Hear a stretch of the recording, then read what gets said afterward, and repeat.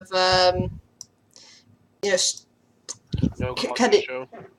Yeah, because it's not like he's in all of my games. Therefore, And he has been, and he has been saying for like the past couple of weeks Yeah. that he is going to be starting a summer job soon. So that makes sense. Like that Yeah. makes sense. all right. So, I have a quick whisper to do to certain people, and then you guys get to decide where you're going to go next as you're entering in the courtyard. I think the guy was going to be taking us to his boss, Yes. right? Yep. Huh? Yeah, because there's some weird-looking chimera-like Spider. dude or whatever it is. I think it's a woman, by the way. If it's the one I think it is. Spider-bird lady. Yeah, no. The spider one's the one tied up over here. Oh, the weird bird lady thing. What is this update? No, you've got the kind of wolf lizard hybrid thing. Yeah, there we go. Thank you. Yeah, it's hard to tell, but it's actually a woman. But Yeah. No, you did say that it was a she last week, so. Yeah. Yeah, she said she was going to be taking us to the prince or whatever his name was. Prince something. The prince. Guys, there's a news feed on Steam now. What? And a new chat system and a few other things have shifted. Okay. Cue the sound of everyone firing up. Cue the sound. I already shut down my Steam, so it does, because somebody was trying to message me. I told them that I'm about to run a game, and so I shut down Steam. Cue the world's tiniest violin. That's one of my favorite things from the game, especially when Mr. Krabs has the world's smallest violin. It's like, I know, this really is the world's smallest violin. See? Stop, Steam. All Why right. you gotta change on me? As your guide starts leading you guys to the south, everybody roll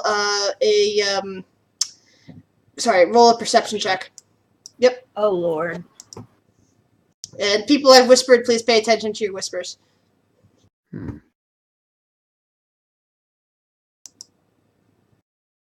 There we go. Green looks to Kurt. Say, hey, Kurt, did you hear that? I did indeed hear that. I'll have to look into it later. It was perception you wanted us to roll, right?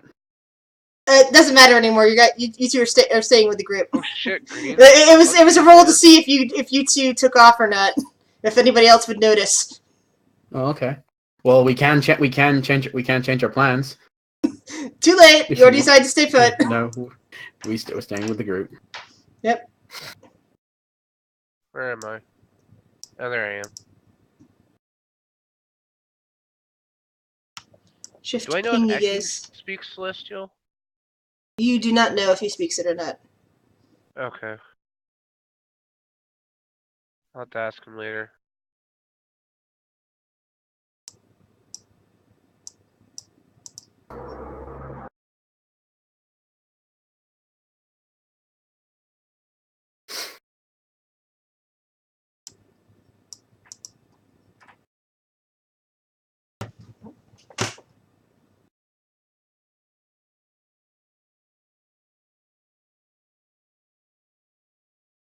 I whispered to Green, I go, we might have to break apart here, investigate on our own.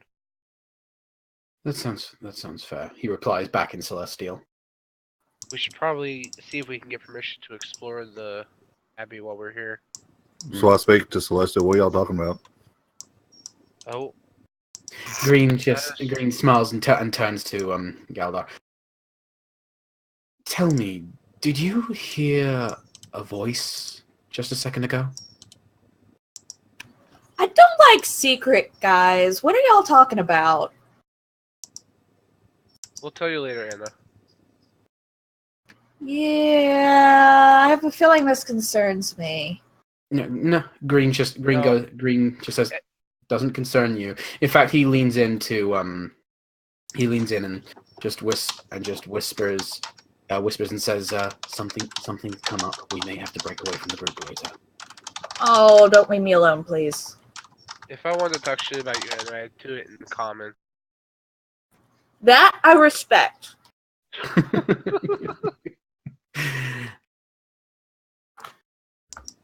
Has the woman thing reacted to that our conversation at all? She doesn't seem to be paying attention. Oh boy.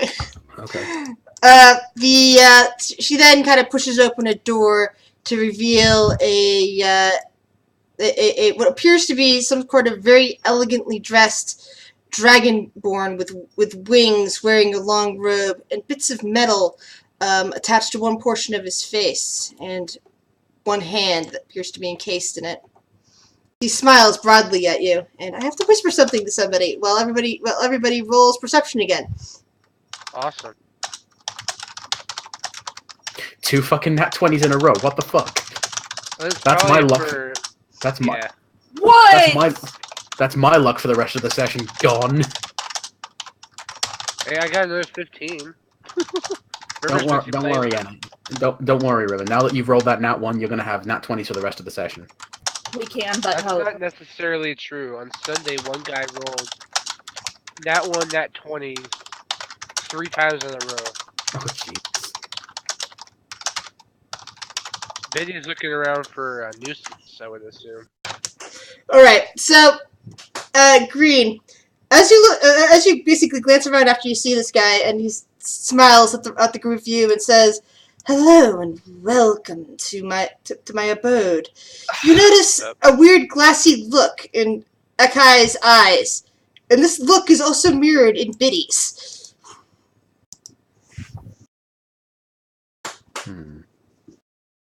I go ahead and try to see if I can push Biddy over. Just one of those comic, I push him with one finger and see if he keeps his balance or not. You're playing with your monkey. I am Prince Lograth. And he seems to be grinning over at Biddy and Aki. Won't you come inside? Green puts a hand on Aki's shoulder and gives him a shake. Can I potentially roll something to figure out what might be wrong with them? Sure.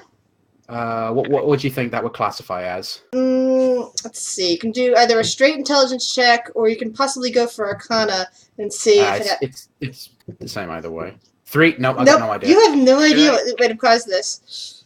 Can I help him? Give him a help action? You can roll with advantage. Well, you can roll it for yourself. You can't actually help him with a knowledge thing. Alright. Because he's thinking internally. Does Biddy react at all when I try to push him over? I don't know what it is. Biddy, yeah, I would imagine he doesn't. Not really. Yeah, Arame, you have this idea. Arame, Geller, you have this idea that both of them are giving. If this was like in a cartoon, you have this idea that you'd both see hearts in the two of their eyes. Both Biddy and Aki's eyes would just be covered over with hearts, going boom, boom, boom. Okay.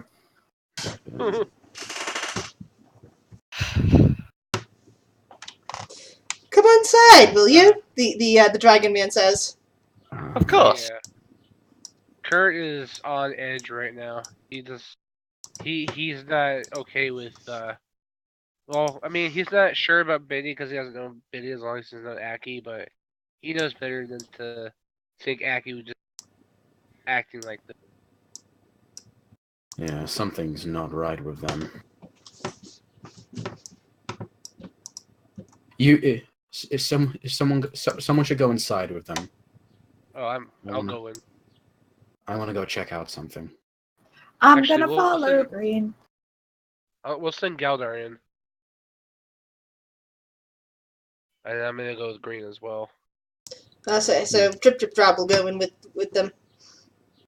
Yeah, before he goes in, Green looks to Galdar and says, "Something goes wrong. Can you give us a signal?" I can. Yes. Thanks, Galdar. I Wonderful. appreciate it. Wonderful. Good luck. Green, go with you. And also with you. But remember, Green's So also mote it named his be. father. I'm so sorry. I grew up Catholic, so it is ingrained, and then the Force be with you and everything else, and you say Green go with you, and I just can't help it.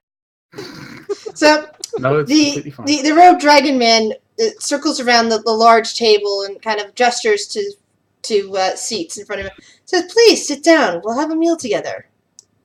Ah, that sounds lovely. And he immediately takes a seat, and he really doesn't say anything, but he's just got these eyes as if he's entranced. And Lograth kind of looks over at Biddy and says, My, such interesting young men today. What brings you to my humble abode? Kind of grins at that one, because it's hardly a humble place.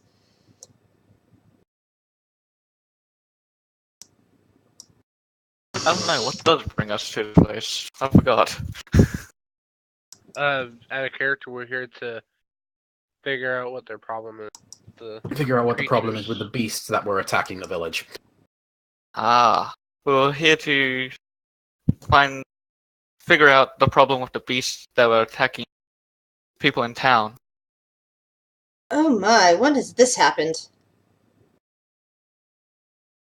Oh god, when did the woman say it happened? 3 years ago. Yeah. Then. A couple of years ago. Ah, that. Yes, there was an unfortunate incident with the previous burgomaster. He had just lost his fourth child, and, well, he decided to blame it on us and came up here to attack. And I released my little friends on his people. Since then, things have been tense, but rather contained. He kind of taps the fingers of his metal hand on the table and says, "Please, sit down, everyone." And he glances over at the dwarf. God, Darth Dragonborn.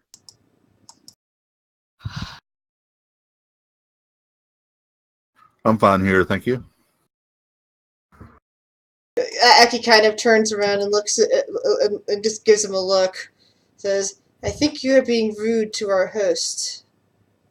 Yes, you're being very rude. Well, perhaps. I said no thank you. You should sit down. Let's see. I want to cast Dispel Magic on Biddy. Unfortunately, the effect is not actually magical. Damn Okay. it. It's just a test.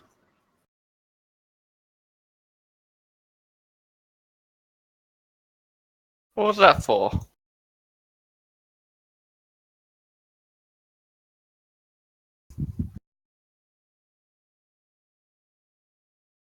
The Dragon Man seems to be eyeing you now.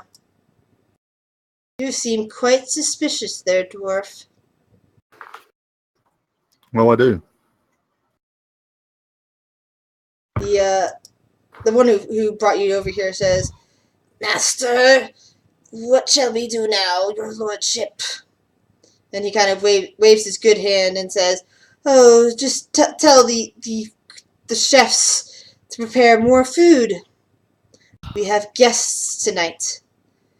"Very good, master." She kind of stops down the stairs. Yes, do my bidding, Igor. Yes, master. So, meanwhile, Kurt, Green, and Anna, what will you do? We're gonna go investigate what we heard. Yes, the voice came from the North. north, correct? Yes. Yeah. There's Green before they start moving, or Green turns to Anna and basically explains. Just before we moved on to go over here, it appears I and Kurt heard a voice coming from the north. We want to go check it out. Voices celestial. Seems like What did the voice say? help me. And do you think it's a good idea for only 2 or 3 people to go to help me and leave 2 of our companions who are obviously entranced in another room? That's why we left Galdar. That's why I asked. That's why we Drip, left drip, Galdar drop. there, and that's why we left Drip and Galdar there, and I asked Galdar to give us a signal. If we hear if the balloon goes up, we charge in and save the day. The how many last things time that we you split know? up, there was a house that burnt down. You remember this, right? Yes. We were Yes. involved in that, Anna. And I'm not going to deny that. But I will say things tend to go wrong when we split up in this area. Perhaps. But I But, don't think I have a personal belief that anything that speaks Celestial will harm us. it's worth looking into. All If it is right. so. Right. Okay, I'll agreeing follow again. you guys. I'm not going to argue. I said my piece. No, I understand Fair your we understand your concern. We'll try and not be gone too long. And so Green heads up towards the north. He gives this one here a bit of a wide berth. She just kind of makes a shrieking noise, flapping her wings at her. Exactly. Just being safe, he gives her. And by the way, it smells kind of bad out here, especially the further back you get. It really smells like the worst unkept stables or, zoo you've ever been to. Yeah, I've smelled worse. How is So- Piccolo and my Raven reacting? Well, Piccolo is clutching you tightly, and the Raven is poking her head out from your hair and just kind of like looking around. All right, Green goes up to this. In fact, what Green does is he goes up to this window here and takes a peek through. Alright, that's not actually a window, that's a storage shed, and you hear movement coming from inside as soon as you get close to it. Oh, okay. Sorry, it looked like a window. Sorry. Yeah, I know, it does. These things kind of do look like windows, but I think most of the windows have like a tiny amount of visual acuity in there. You can kind of see inside. Okay, that's fair. Sounds like there's movement inside.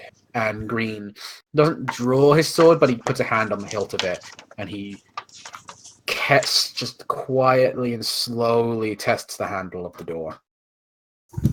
Alright, let's see if it can open. Yeah, just to see if it opens. Yes, it does. Dynamic lighting. Oops. Here. I'll go in Peer first. inside. The odor is even worse inside. You go after him. As you look around, you see this room used to be an office, as evidenced by the remains of a desk and a chair, both of which have been smashed to pieces. A hallway to the north, but for some reason they have it listed as to the south, leads to a staircase going up. Oh, no, wait, that's the hallway to the east, actually. It's not south. Hallway to the east has a dark passage. Sorry. The hallway to the east leads to a staircase going up. The passage to the north is full of unnatural whispers, mad laughter, and bestial odors. Okay, Green slowly paces along this wall, peeks around the corner to see if he sees anything. Alright. Your footfalls echo in the corridor, and you begin to hear this kind of thump, drag, coming from the opposite end of the corridor. So wait, is it from this way or this way? From the very back of the corridor. So that one.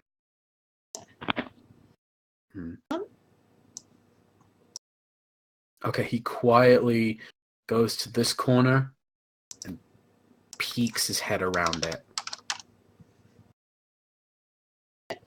You can see something slowly walking down the hallway, just dragging its foot behind itself.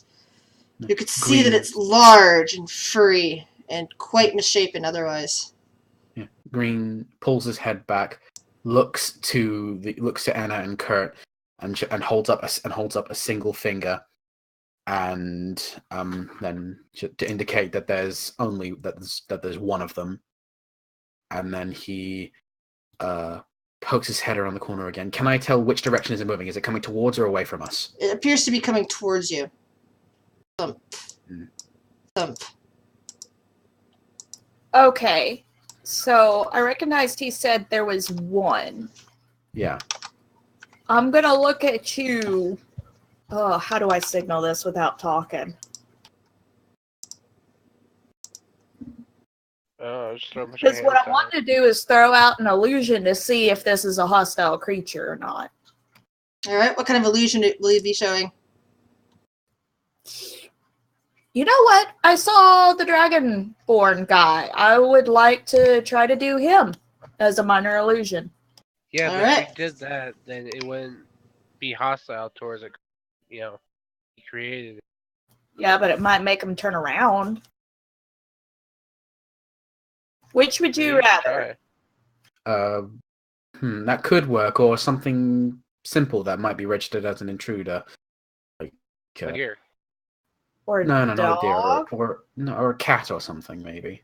Okay. For some reason, I feel like canines in the world of werewolves. Okay, go make a dog then. Where do you wish this minor illusion to be? Not level with us, but one in. Yeah, so 5 foot away from us, basically. Well, 10 foot rather. You hear a thump, thump, thump, thump. It appears to be coming towards you at a more rapid, coming towards the illusion at a more rapid pace. I'm Okay. gonna ready an action. Green's gonna draw his sword and ready in action. Thump, thump. Kurt's going into As a it gets box. closer, you can see that it definitely has the head of a wolf, but it appears to be stitched partially onto a human's torso with large hands and large arms stitched together with furry legs and a tail, as if it's Green takes it. half human, half werewolf, but stitched together. Yeah, Green Yeah. takes a step. Green takes a step to the right and points for Wham! to stab. Wham! I'm It's just- readying poison You spray see, for when he you does see it. the thing. You see the thing smash into the illusion with both fists and a snap of its jaws at the same time. Clearly, that it has 3 attacks. Oh. Oh, Oh no. That's Green not good. pulls back, and just And I'm looking at him like, what the hell? Why did you just leave me in front? He basically pulls back and gestures for everyone to get away from the fucking corner. I'm gonna try to shimmy there. Piccolo is whimpering in your hair at the moment. The raven though suddenly takes off from your shoulder and begins to fly. And instead of flying away and out the door as one might expect, the raven immediately zips around the corner and starts flying down there. You hear the thing down there give a bellow and start chasing after the raven. That is the bravest and stupidest bird I've ever seen. That is my best friend. I love him so much. Okay, so what I'm gonna do Loki, is I'm to her. casting Beast Spawn because I want to have a telepathic link to the beast. I want to know what my raven's doing. To the raven? All right. Yeah. And I have to run around the corner so I can see him.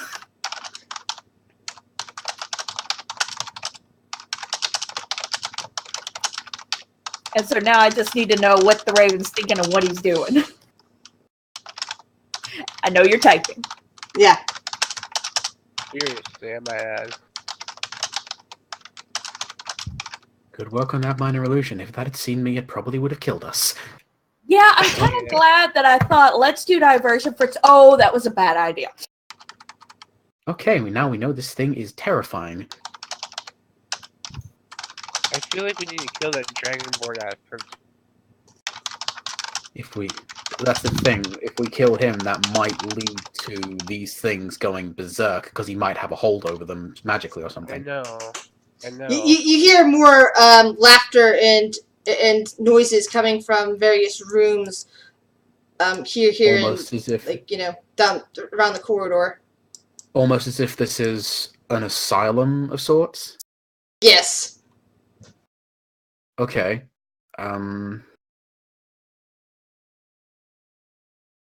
Is it possible? Okay, this might be a bit of a long shot, but Green just kind of thinks internally and thinks in Celestial, "Can you hear me?" As if trying to talk to the voice that was speaking in his head.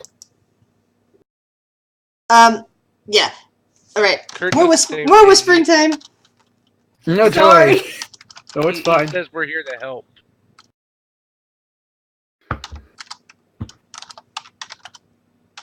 No, well, Green hasn't indicated that he's doing this. He's just kind of flat up against the wall, just thinking. Yeah. No, that's what I was thinking. I was thinking of doing the same thing. Okay. While that's going on, Green goes here, peeks around the corner.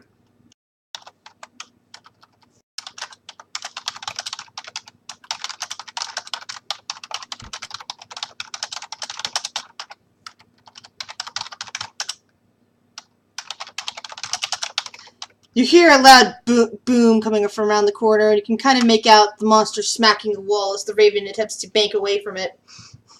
Okay, Green quickly, while this is happening, Green turns and looks at Kurt and Eric, basically just motions with his hand, basically for them to come over here. I'm kind of making a really upset. As I'm looking down the hallway, I'm not sure what's going on. But I'm really torn about going after my raven. If you can call Kurt it, looks at maybe try calling them back. No, that'd be a bad idea because then it would bring the guy over. True. Anna, your bird did that to save you. Don't let its sacrifice be in vain. It might not be a sacrifice. It might survive. Come on. Okay, hold on a second.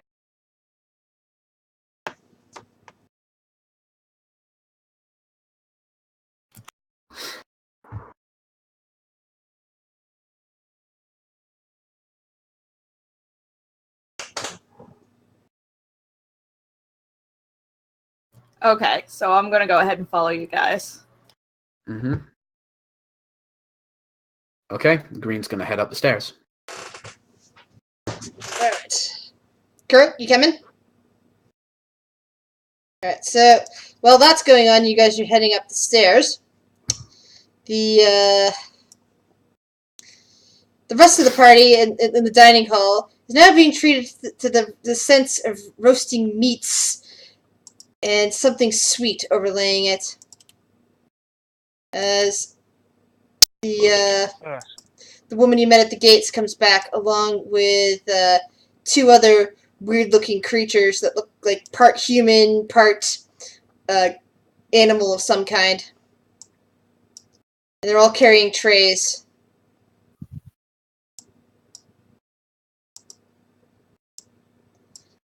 Dinner is served. Dinner is served, master. She says, bringing them all over to the table and putting the dishes out in front of everybody. He kind of waves them away afterwards, and they head back downstairs. Each of you each of you has been given a plate, a bowl, and a glass. The prince uncovers the dishes themselves, revealing various types of roast meat of unknown origin. There's a flask of wine. It actually smells pretty good. It doesn't smell like the grape smash stuff you've been having. It smells like something more potent. And a tray of mixed vegetables.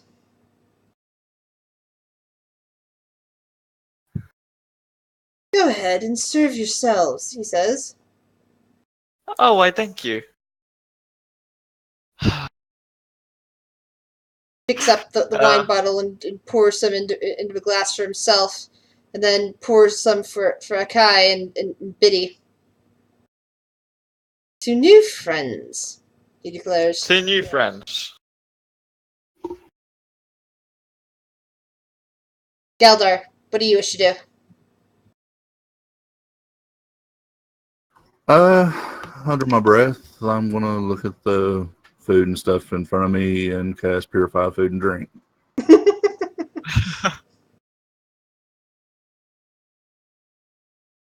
Dwarves are very, very Just in case. cautious people. Yeah. It still smells Not gonna pretty do good. that to my food. Just 5 foot radius, so just reach what? Yeah.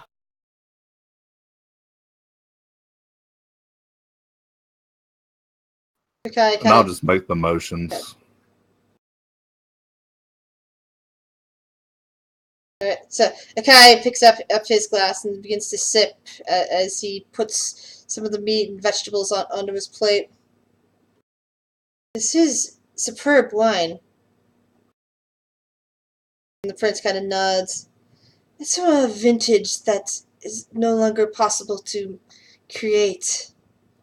I figured this is a celebration, a meeting of new friends, and that requires some of the best.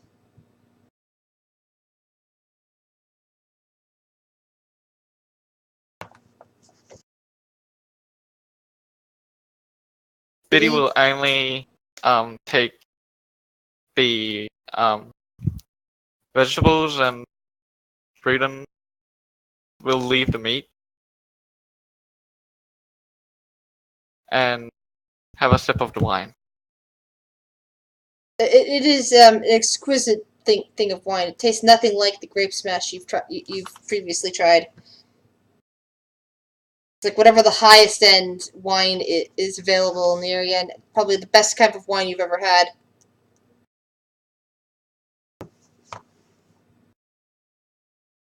So I'm not sure what Biddy's lifestyle was like before this, but still, it's incredibly good wine.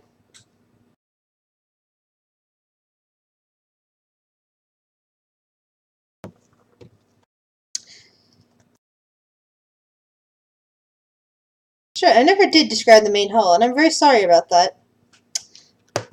Okay, so you see the ground floor is one large 50-foot square room with arched, leaded glass windows. A cauldron sits on an iron rack above a fire in the hearth, while above the fireplace mantel hangs, okay, it's not that anymore. What's it now? It's hangs a depiction of two moons, the standard for Ollaras. In the corner, a wooden staircase climbs to the upper level, while in another corner, a stone staircase descends into darkness. Several chairs surround a wooden table that stretches nearly the length of the room.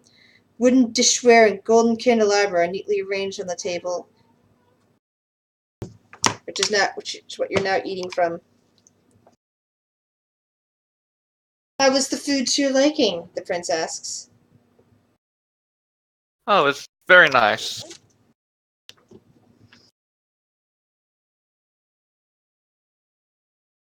And what of you? He looks over at Geldar. Not a bad meal, not a bad meal. I appreciate it. Good. You do seem quite suspicious of me.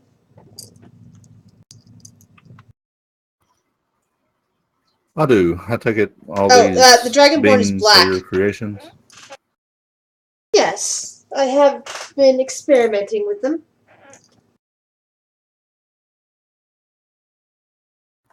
Well, how did you come to be in the Savvy? Oh, well, when I first arrived here in Barovia, I was looking for a place to set up shop, and this abbey appealed to me greatly.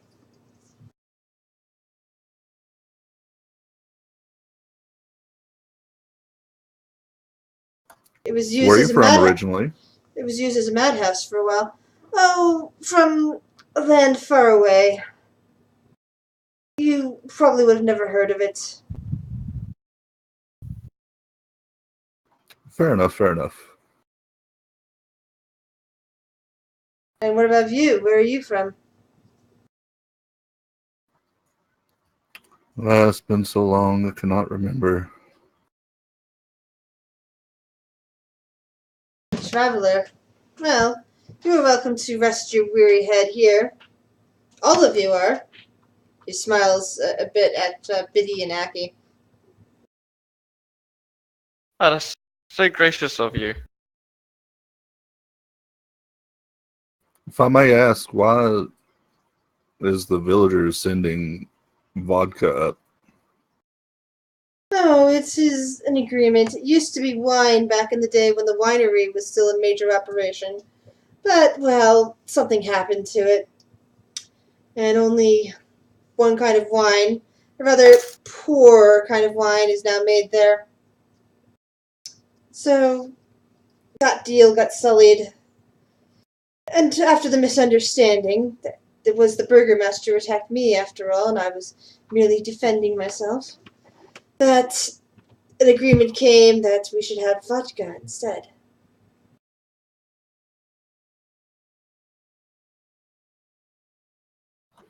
So is the deal you don't attack the village and they send you vodka? Why, yes. I have everything else I need up here.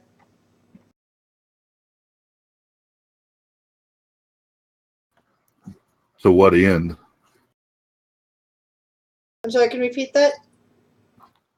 I asked him just to what end. Why is he doing it? Well, the vodka does keep my friends all docile and controllable. I just enjoy continuing my work, and, well, keeping them quiet is important. Would you rather see I destroy them all? Kind of challenges the cleric on that one. Well, to each their own.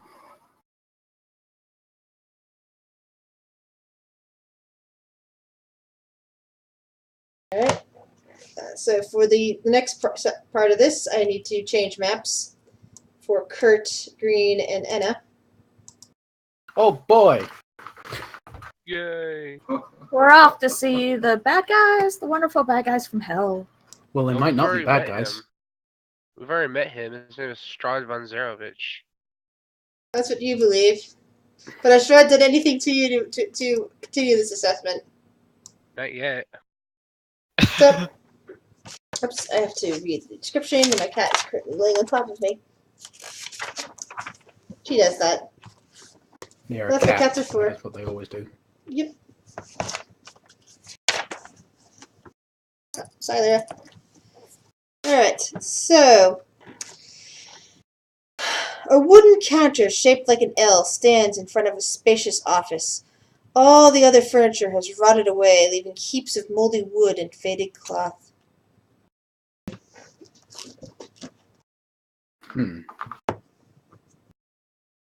Green makes. I'm assuming this thing next to us is like a counter of some kind. Yeah, Or that's desk? that's the counter. Okay. Green kind of Let's just start a walks along. fire. Walks along it and goes over to this door that's over here. And he, as he did with the front door, he reaches out, gently grasps the handle, and turns it slowly, opening it up so it's just a crack big enough to look through. I pet Anna on the back of her leg to make her feel a little bit better. So there's no lock here. Since I can't, reach her back and all. You open the door and see what was clearly some kind of hospital room that has been modified into a spacious laboratory. There are various machines around the wall, something you haven't seen in Barovia before. In fact, you probably haven't seen that much in Meeg either. However, Kurt might be familiar with some of this stuff, although from his perspective it might be somewhat primitive. There are things along the wall that look like they would ascend into the ceiling to capture lightning bolts. There are stainless steel tables. Tesla coils. Yes, Tesla coils. I couldn't find a proper picture of Tesla coils, so I went to with lightning rods. There are stainless plugs were. There are stainless steel tables that have bits of dried blood on them, and there are several doors to off to the south. But in the far east, right by the window, is a large tank with looks like a man with wings suspended inside. Kind of lifts his head and is gazing at you, mouthing in Celestial, "Help me." Working on it, guy. Green goes in, and he says he just kind of looks around and he just kind of walks across the room slowly with like his hand on the hilt of his sword, and she just says in Celestial, "Who are you?" Even as you begin to walk your way across the room, midway room, the Green. 1 second. Oops, sorry. As you start to make your way across the room, you hear chuckles coming from the various corners, even as the figure in the tank kind of thrashes around wildly, looking this way and that. Hold on, where am I? Here we go. GM layer. There we go.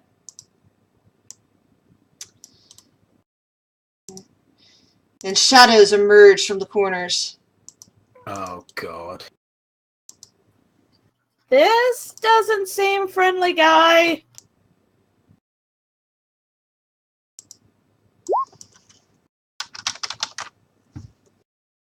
No, it really doesn't. Nope. Fuck, 7. Something tells me that...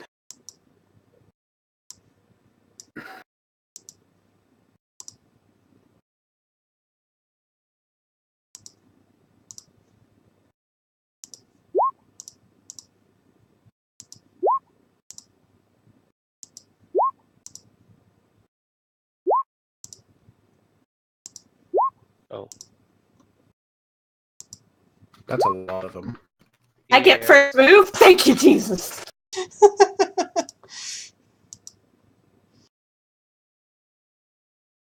Alrighty. Oops. Okay. I forgot to. So here's what I'm going to do. I'm going to go ahead and cast Warding Wind. And while it's cast on me, I'm going to go ahead and go, what is this? 1, 2, 3, 5, 10, 15, 20, 25, 30. I'm going to run right up to this container. Alright. And no, nobody can hear me. Hold on just a second. Okay.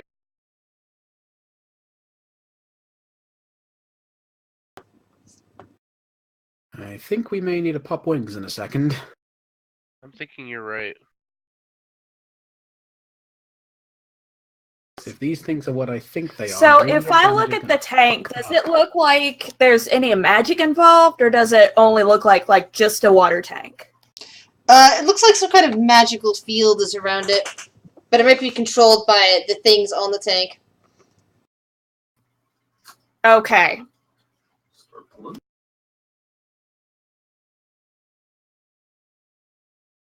Okay, so I'm gonna go ahead. Wait, hold on a second.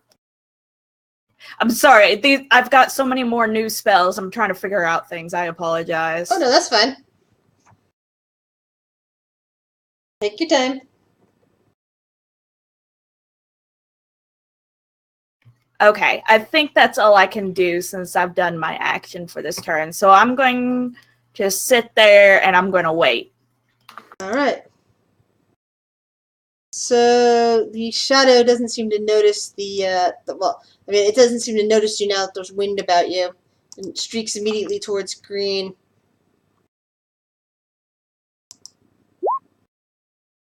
Yeah, that hits. Necrotic damage, okay. That's halved because Azamar. Yep. Mhm. Love it. And your strength score gets reduced by 1d4.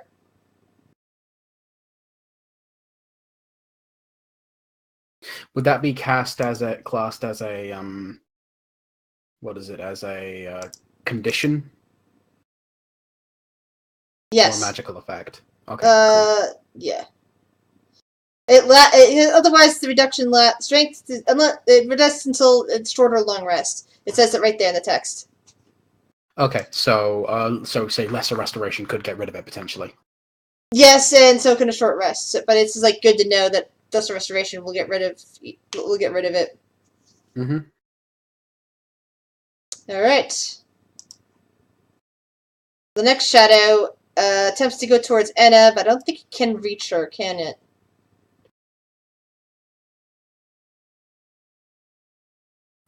$20 mile per hour wind. Yeah, So- and it says that vapor, gas, and fog can be affected by strong winds. That can be affected by strong winds, and shadows kind of fall into that. They don't actually get diverse, but I think the shadows kind of like now circling you and can't really touch you. Okay. What is it like? Is it like just caught in the vortex and it's just going whoa, whoa, whoa? Yep, because I think the only way it can affect something living is because it has to take somewhat of a physical form, which means that it can be affected by the wind. Woo, woo, woo. That is hilarious. Kurt! Alright, let's put on. Wing it, buddy. I'm gonna flank this guy. And then I'm gonna go ahead and I'm gonna use my Radiant Soul. With my short sword in my left hand, I'm gonna go ahead and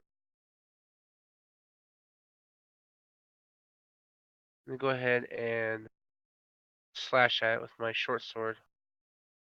And Radiant Soul does what? Gives him It wings and also his... allows me to do 5 points of radiant damage.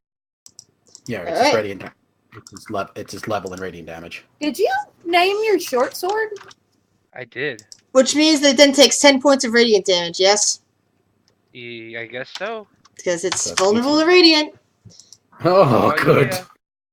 Thought it And might. then, how's it looking after that? Oh, it looks terrible. Oh, because if I remember correctly, 5th level monks get extra attack. Let's go for another short sword strike, shall we? You should name a second short sword Tramp. I named the one I took Try- from Ortovi. Aw. Oh, okay. Oh. That's Well, you know, Kurt did like Ortovi. He did Yeah, pay he him to go hunt things, so. Mm-hmm. Okay, so that one's gone. And Kurt is brightening up the room a little bit with his presence. Because, you know, flaming wings and flaming hair. Kurt's basically gone Super Saiyan. Does Pretty much, yeah. would this effect be considered sunlight? I could cast. No, I don't think so. But I could Okay, cast. No. I just Daylight wanted if I to wanted check. Actually, daylight doesn't count as sunlight. I looked it up. It doesn't count as sunlight. It's just basically as bright as sunlight, but doesn't have the same effect. Which means it would affect kobolds, because kobolds, it's the equivalent of bright sunlight for kobolds. So, Yeah, the same way. the other same shadow with goes, yeah. But it doesn't affect things that have weaknesses to sunlight. So this one goes right for green. Oh, also Kurt That is misses. floating in the air. Which is why you have a wing tattoo. Give Well, you- I was just give you I was wings. just saying that out loud. The next shadow goes for Kurt. That missed. Next one goes for green. That hits. Another 1d4 strength loss. Oh, do I need to roll? Do I need to roll that then? Oh yes, you need to roll both of them. I think you Oh, forgot to sorry. roll I the first thought time. I thought you were gonna be rolling those. So that's 2d4. Fuck. You only have -5. What is it? No, negative I 2 have or a pl- 3 to your I've got current hits. I've got a +1 to strength now. God. So green, what do you do? I do the same thing as Kurt. I do Radiant Soul, pop my wings, and then I'm gonna do Action Surge, and with that action, I'm gonna cast Lesser Restoration on myself. All right, Might be a bit of a waste, but I want that strength. back up to full strength. Hence the reason why I prefer being a dex-based monk. And the last shadow goes for you. And then, well, I was gonna use my movement. Oh, sorry, I didn't realize you were using your movement. Go ahead. Actually, you know what? Actually, no, that would get flanking on me. So yeah, actually, I'm gonna move up to here. I'm gonna move up to here, so I'm next to Enna. Which means they get 2 attacks of opportunity on you. That hits. Those hit. Ow. So I'll roll it this time. Fuck, that's 3.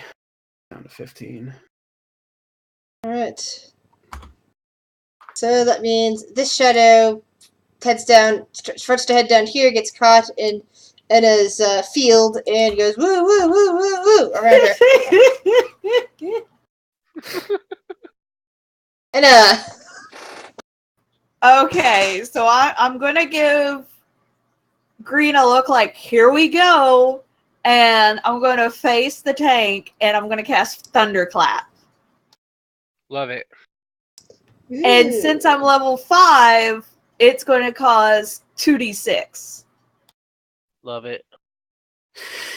Here's to hoping it hits the. Alright. Each creature within range, which means that you and Green are both affected by it. Unless, of course, wait a second. It's a sound-based... Oh, nope. Actually, you're in the middle of that field. That field and that thunderclap would negate each other. So nothing happens.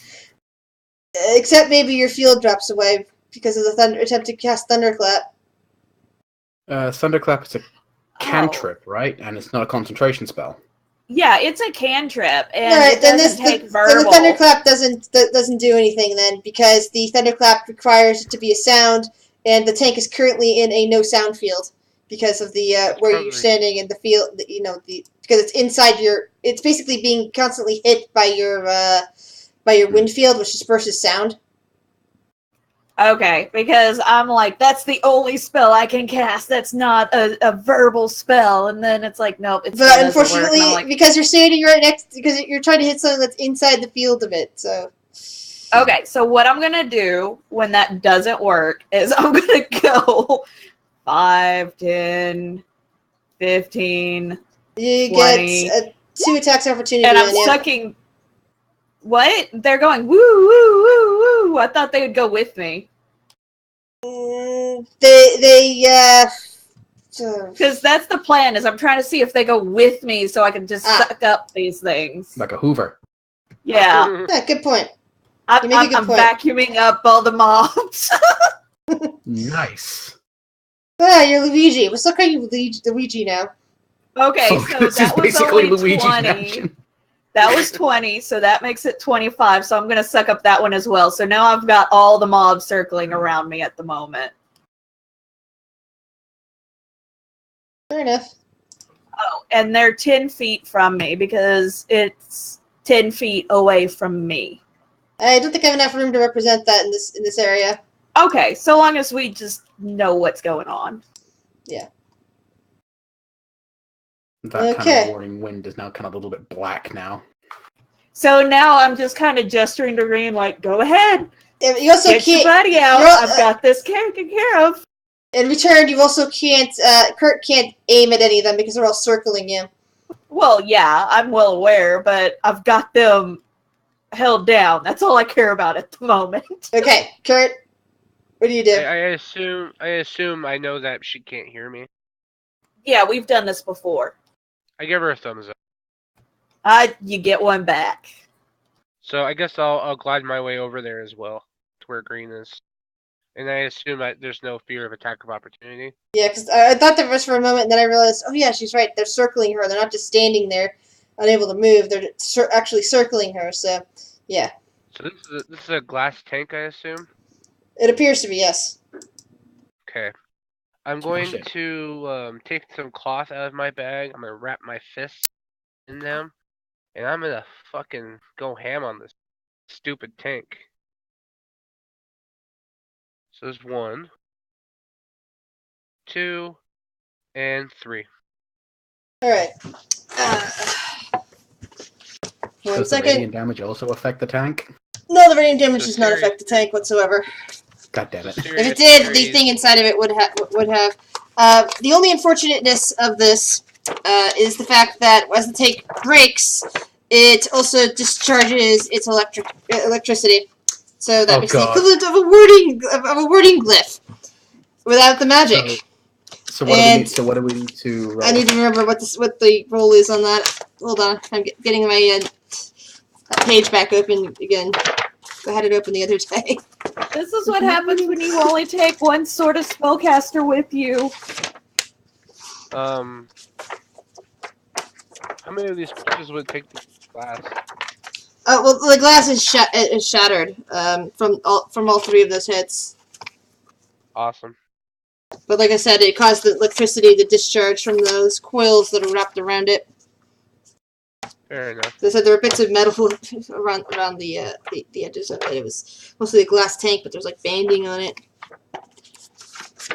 Would that be a dex check or no? Probably not. I'm trying to find the spell. I've got so many little things. Here we go. Wait, no. No, that's the one on poisons and madness. Where's the one on traps? And it only affect me, right? No, It's an it's AoE. it's an AoE. It discharges into the two of you.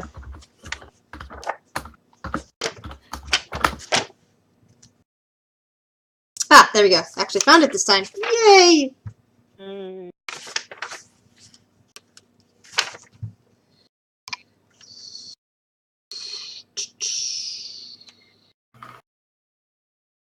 Alright, so I believe that is a, let's see, for electricity, that would be a con save to see how well you stand up to it. Con save for half. Well, I failed. 10. No, thankfully you didn't. I think there wasn't a lot of electricity in there. We could both weather 10. We could both weather 19 hit points. Cool. I am down to 26 hit points, which is still, a fair bit. I think I'm So at, like, the glass 9. shatters. The little tubes and stuff that are attached to it all kind of blink out, and the figure inside kind of slumps forward as the liquid discharges around onto the floor. Okay, can Green go to catch him? Yeah. Oops. Hold on. I keep forgetting that he was. Oh, no, there he is. Yeah. So he kind of collapses into you.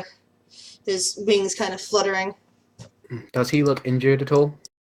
He looks like he's kind of weak, as if the electricity wasn't actually going into him, but instead was coming from him, as if So it was sapping draining his from power. him. Yes. So it's not like he necessarily looks injured, he's just like he's exhausted. Exhausted, injured, being held prisoner for God knows how long. I ask him in Celestial, I'm like, holy shit, you're alright? That was a lot. That was some electrical discharge. Whew.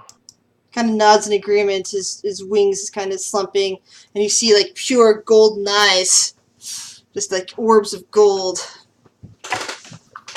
Thank you, children. Yeah, not a problem, man. That monster has What- kept me prisoner. Has kept me prisoner here for a long time.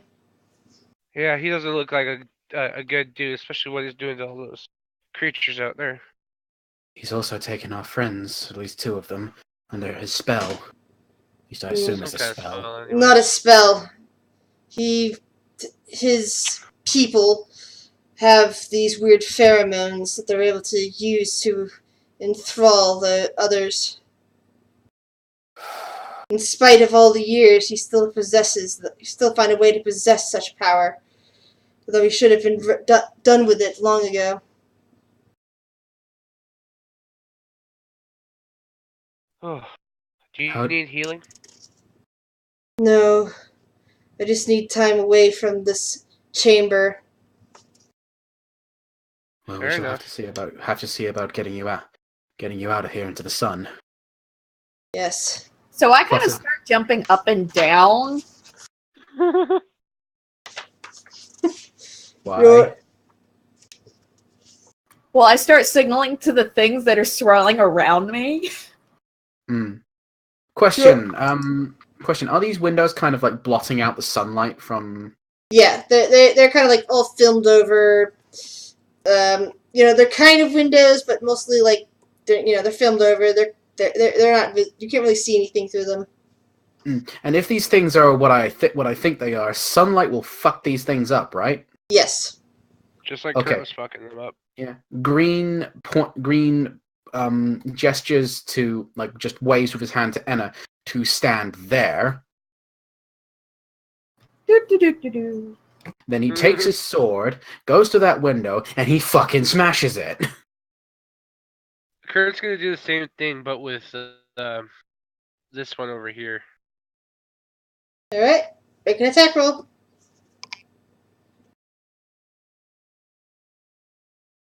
Take damage. Kurt. There you are, madam. Alright, so both windows smash rapidly, revealing shafts of diluted sunlight coming in, filtering in through the clouds above. But it's enough to draw shrieks from the shadows that surround Enna. Well, we wouldn't necessarily hear it because of the warding wind, but good. Yeah, that's true. Yeah. You would And I not. basically just keep smashing out the window to basically get enough You can sunlight to basically, disperse them. yeah, you can basically see their faces contort in horror. And one by one, they Kurt kind gives him a of finger. vanish between the sun and the wailing wind around Enna. And gives once him a they're finger. gone, I drop the wind. Congratulations, assume- congratulations, Green. If you don't already have it, you have inspiration. Woo! Yeah. Okay, I'm assuming a minute's passed by this point, Yes. Yeah. in which case mine and Kurt's wings would have dropped then. Yeah, Kurt kind of falls onto his knees, like, oh my god, I hate electricity. It reminds Yes. me of the time I was working in my garage and I electrocuted myself. You may have to tell me about that at some point.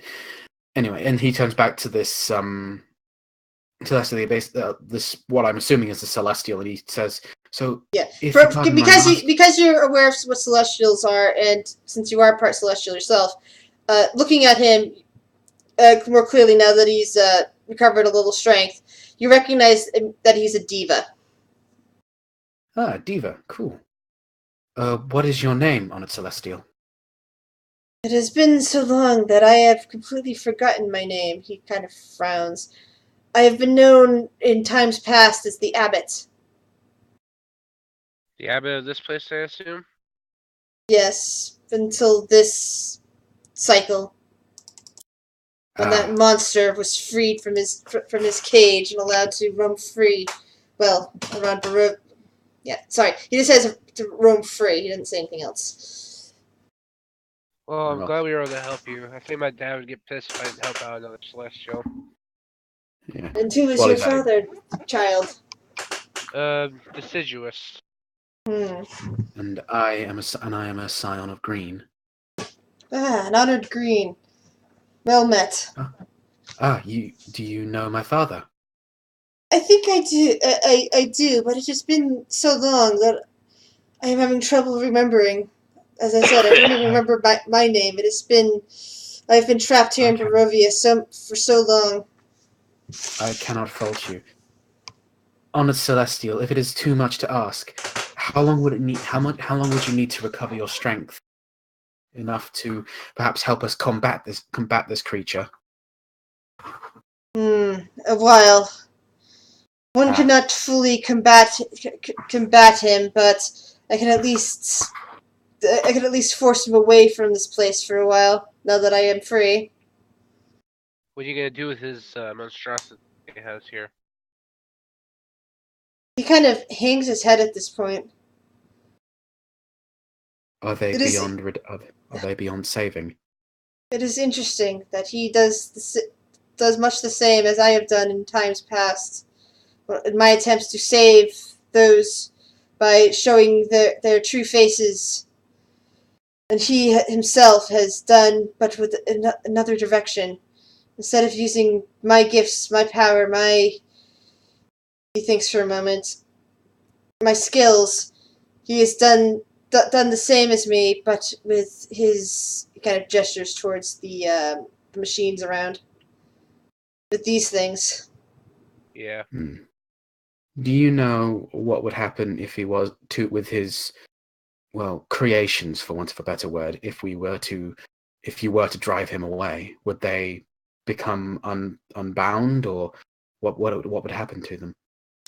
I will take care of them, watch over them, see that they are fed and cared for. That's good. Thank you. I think the villagers would feel better knowing that a celestial is watching over them rather than No, that guy. he shakes his head. You cannot tell them what I am. We shall Fair enough. keep your secret then. Now, if it's all fine with everyone, I think it's time we go and kick that bastard's door in. Hey, And Green, Ooh, yay, violence. Yes, please. Green just turns and stalks out of the room. And if anyone's looking at Green, you will see that he has an expression you rarely see of just complete fury right now. Yeah, Kurt kind of That rushes is up awesome. to you and pats you on the back, giving you 5 hit points. Oh, good. Thank you. I mean, So Kurt kinda meanwhile, loves- Completely while you furious, guys, but polite enough to say thank you. while you guys are off doing that, let me finish up a scene with the other people who've been waiting patiently. Oh, yay. very patiently. Gildar and Biddy, and of course my NPC. You have been enjoying your meal, and you haven't seen your other companions in a while. Say, where did Green go?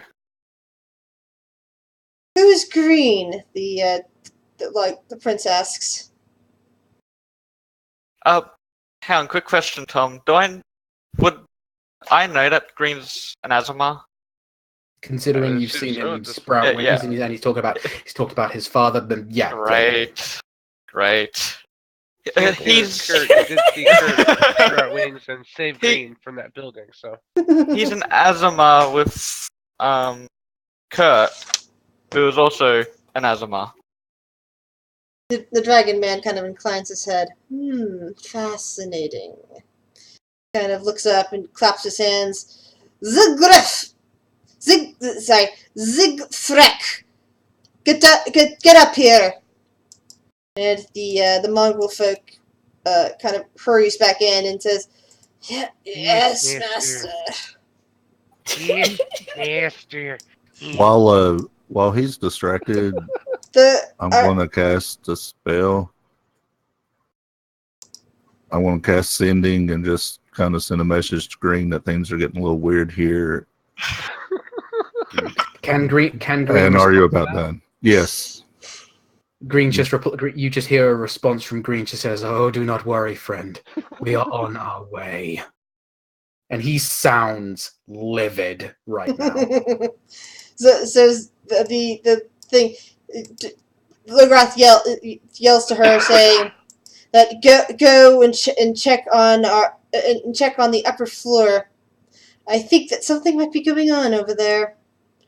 And she kind of nods. Absolutely correct. Yes, master. And she rushes out into the courtyard. He is absolutely correct. I give that to Green. Gildar, Gildar, Biddy, anything else? As you finish your meals? No, I'm just trying to think of a way to get them out of this. Actually, Green pushes it back. He already has one. Oh, okay. No, it's fine. Thank you, though.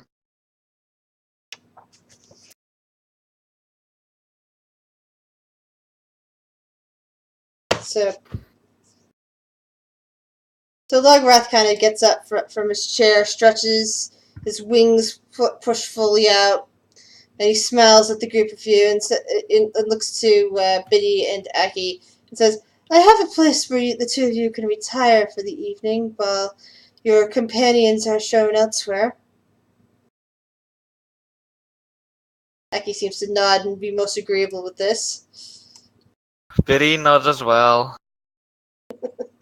I love how tired and fucking done with this you sound.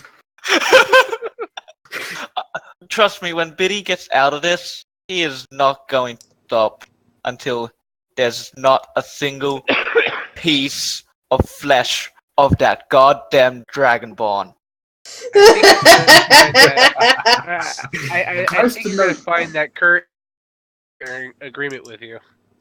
Nice to know that Green isn't the only one who's absolutely fucking livid.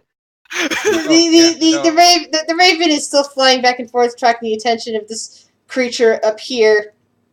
Green just walks seems to be staggering back and forth, trying to chase it. Walks The abbot kind of towards looks up there and kind of starts shaking his head. That could be trouble. Meanwhile, Siegfried kind of spots you at the door and says, there you are. Green just pushes past him, and as he's walking, he looks at Enna and says, "Do you have anything that can amplify my voice?" Oh no, this is bad. Hey you, Don't do monster! Suddenly the big monster back there turns around and says, ugh, and starts heading this way, ignoring the raven completely. If you I want to told make Green a not to loud do noise, I can do that, but I can't necessarily amplify your voice. Basically, I was asking if you had thaumaturgy, but if you don't, then that's cool. That I do not know. Okay, never mind. I told Green not to do that because we don't want to attract the Yeah, other but creatures. We want to get him. the abbot So- basically says, "Come, make haste, good woman. Come." I'm like, Loki, we're moving out! The raven just shrieks past the monster and lands on Okay. your shoulder as the abbot swings the door closed. Oops. Okay. What's the name? What's the name of this dragonborn? How did we He's know calling that himself he was the prince? Lograth. Lograth. Okay. Prince May I Lograth. do the honors? Prince Green? Lograth. Okay. Green steps up to the door. He Ah! raises. No, and this. I'm assuming the door is closed because I remember someone saying he closed the door behind them. Yeah. Yeah, except Okay, Green Siegfried kind of left it open in her rush to get out of there. Yeah. Green just draws his Hello. sword, raises his foot up, kicks it open, and says, "Lograth, you have committed sacrilege against the world! Release your hold on my friends!" And he just walks in with his sword. The dragon guy just kind of stands back and starts chuckling and says, And as he does, if I had a soul stone for every time somebody said that to me." and Green casts daylight on his sword, so it just begins to glow. I cast fairy Ooh, fire at the shiny. dragon thing because I know this is going wrong. He just kind of tisks as soon as he starts lighting up from the fairy fire. "Oh, look, you've made me all pretty, haven't you? So pretty." Pretty for the special guest you kept imprisoned. While Green is doing this, I'm gonna cast Calm Emotions, like in between Aki and Biddy. I just need to slap the shit out of him.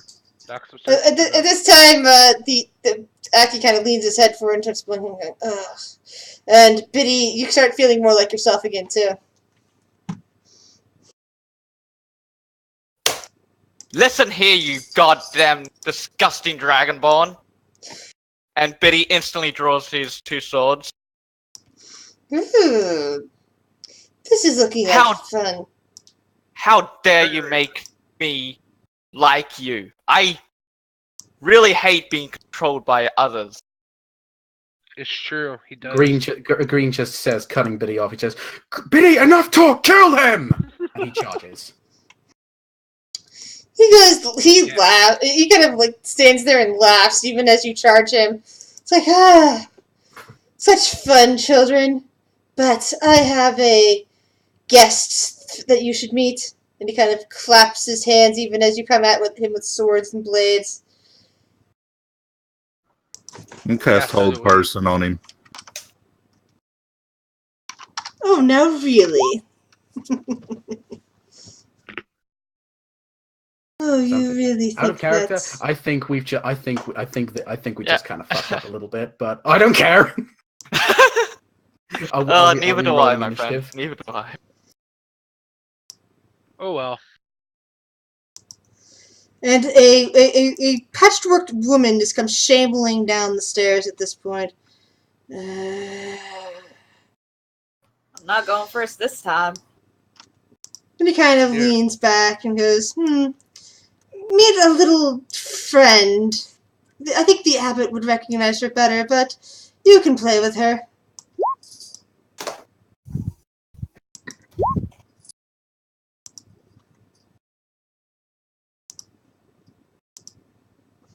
Hey Anna, you and I have matching initiative. We do. We're both failures. I fucking hate this arrogant son of a bitch. Oh, I hate bad guys like this. This is why Xandria has a thing out for black dragonborns. Fucking dragons. Oh, Gunnar, what do you wish to do?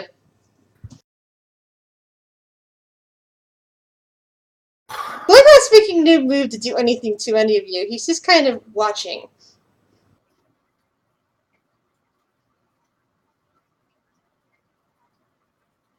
For my, let's see, I'm gonna move.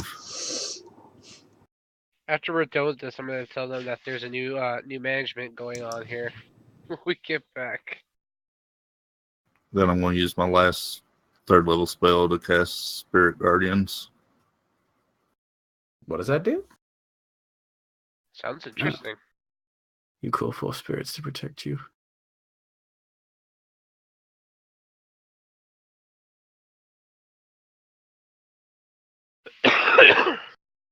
So they'll be angelic creatures.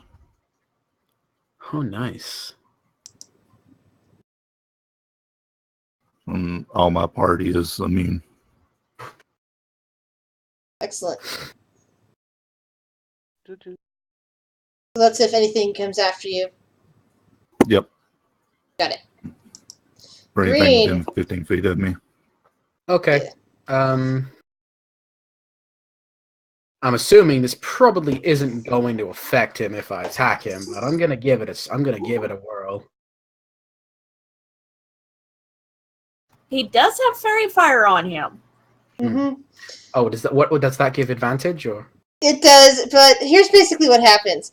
You put your sword through him, and he doesn't move, and he just kind of stares down at it, looks back at you, and sighs and says, oh well, I kind of like this place, but I guess I have elsewhere to be, and I really wanted to watch her work. And you get this impression that what you're looking at isn't exactly reality. Oh, for fuck's sake. It's a fucking illusion. It is and it isn't. Can I do a check to see what it is? In a minute. Okay, sorry to interrupt. Alright, so Is he within 15 foot of me, though? it doesn't really matter. He's not going to be there in a second. So Well, my Spirit Guardians would have got him. yeah, like I said, it doesn't really matter because he's not going to be there in a second. He can't actually do anything to you guys. So he just basically, you see the image in front of you waver, shimmer, and rather than seeing something, small and humanoid-sized, you suddenly are looking at something that essentially fills the entire room and is kind of standing around all of you. It's not a mimic, is it? No, but it's clearly a dragon, but it's made entirely of bones with bits of metal attached to it. No. Okay, so technically I'm outside the door. And the form kind of chuckles a bit, and it's more like a sound that's reverberating throughout the room, and says, like I said, I kind of like this place, but it's time for me to get going. And it kind of phases right through the door, and you hear the abbot kind of yelling at him from outside. Like, get back here, you monster! Back to your prison, coward!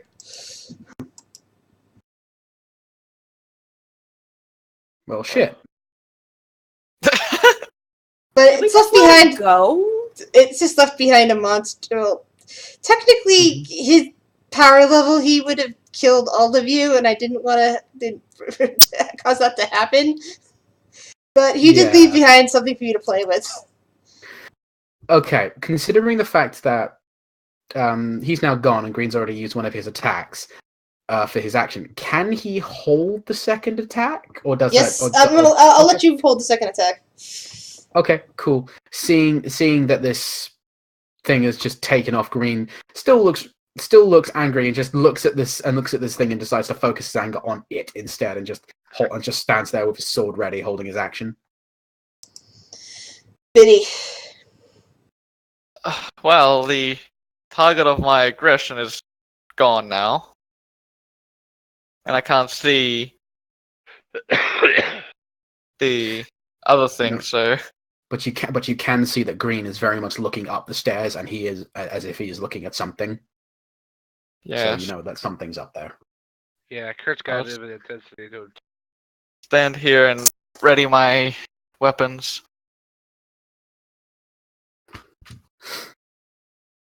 And hold my action. So the thing comes trudging down the stairs and immediately goes for Kurt since he's the closest thing to it, or to her, because it looks like a woman. And he goes, ah! And immediately drops her arms at him. That does hit. 19 That damage. hurts a lot. Fuck. And it's considered magical. It's fine. It's fine. That's like for half your health by looks of it. Oh, it is. I'm talking about the magical part. Eki kind of, pulls his blade, kind of nods at them, and goes rushing forward to take her on.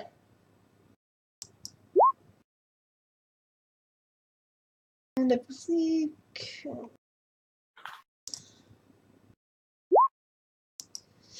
Oh, nice.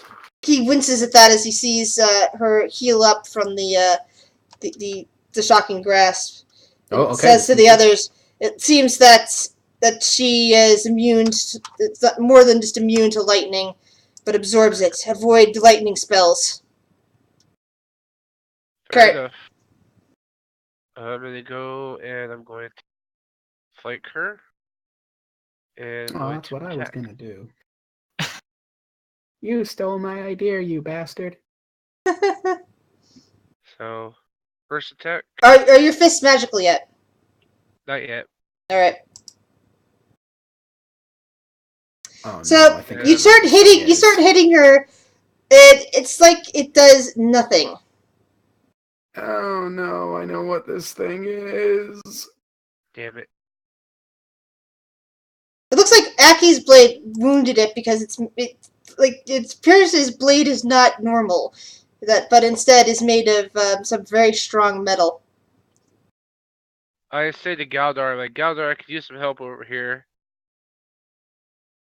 And then I'll use a key point to ready a dodge action. All right, Enna. Hold on just a second. All right.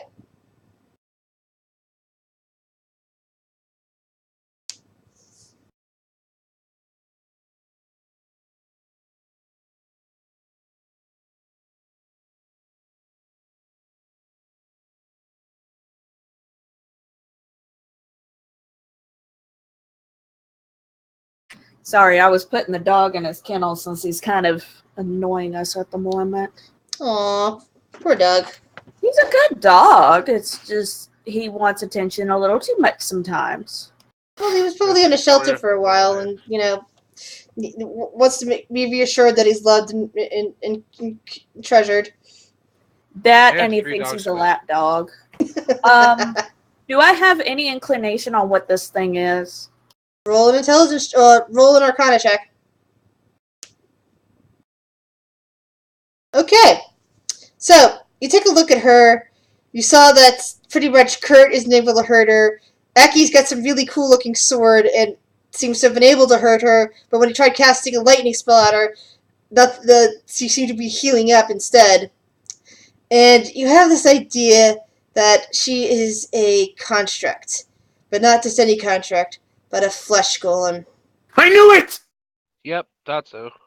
God damn it! And with this Arcana check, do I know what is workable on causing damage to this thing?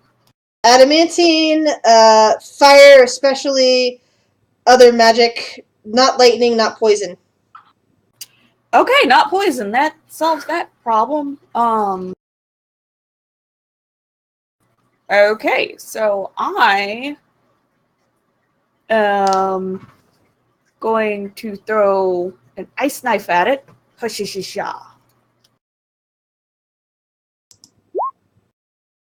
Nice. They have low decks.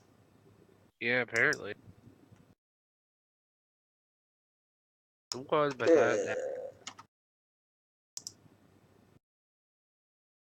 Anything else you wish to do? Kirk, can you use some help? I'm gonna go ahead and give a bardic inspiration to Galdar. Nice. Geldar. Okay. When it first moved, like within 15 feet of me, it needs to take a wisdom saving throw. Let's see. It's actually up the stairs, but let's see. It is 15 feet still. Wisdom saving throw.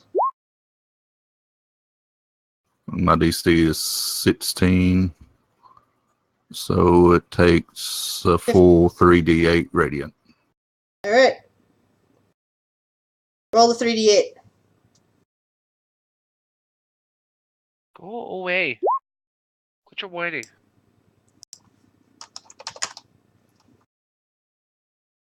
And anytime it starts its turn within 15 feet of me, it's got to make that same save. All right.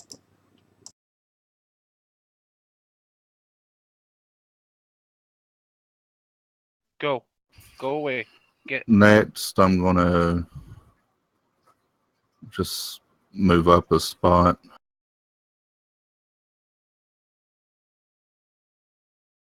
And as a bonus action, I'm going to cast a spiritual weapon there next to it.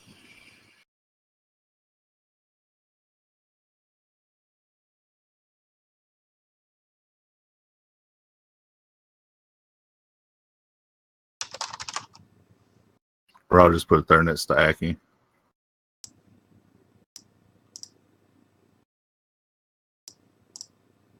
All right.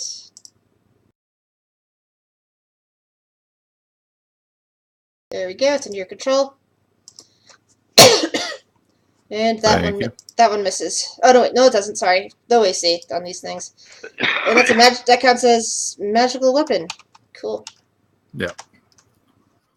And as I can't see it from there, can I?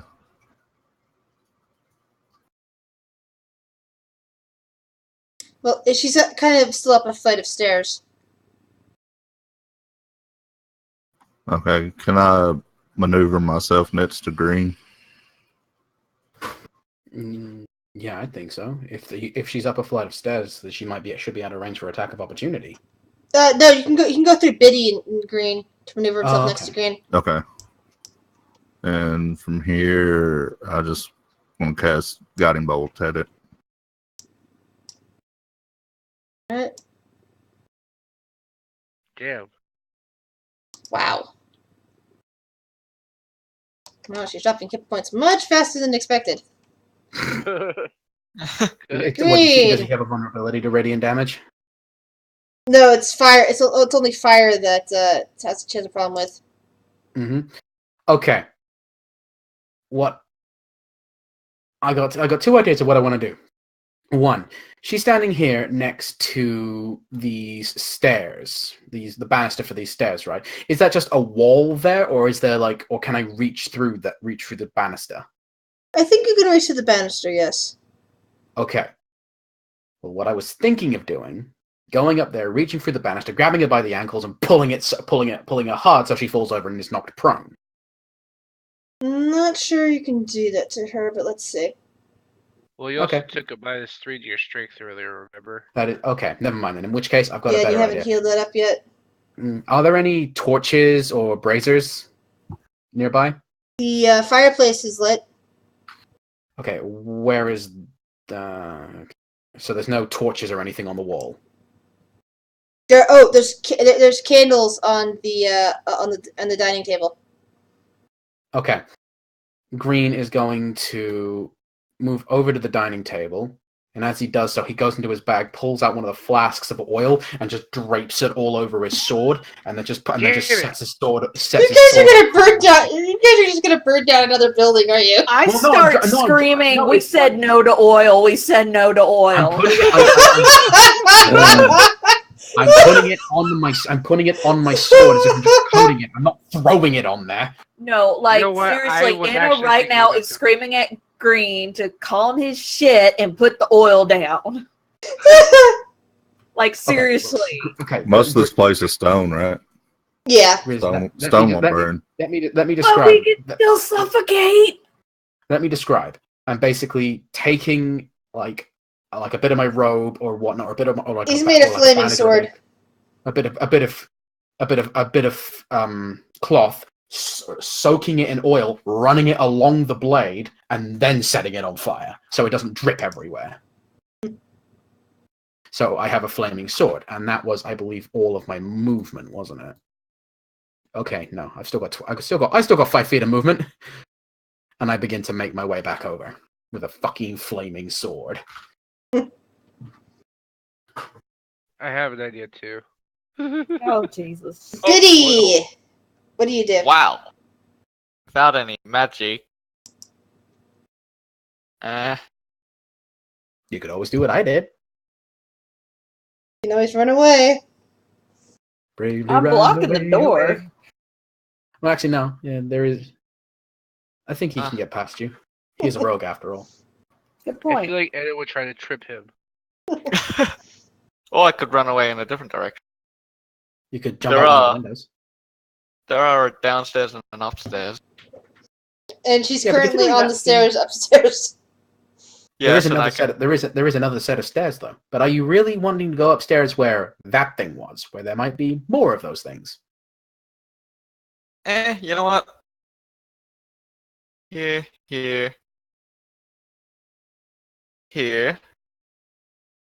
Action. Hello. Disengage. And go here. Hey, Betty. Bye, Betty. Bye! This isn't my fight. So it needs to make another wisdom saving throw now, since it's starting its turn within my radius. Another fail. What did you say? It's 3d6?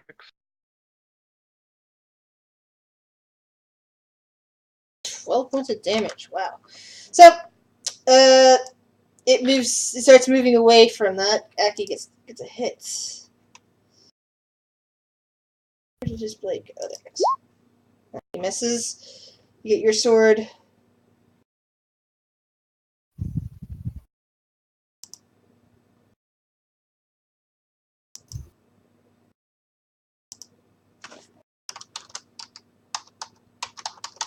Your sword thing gets an attack of opportunity as well. Randy? Yeah, okay.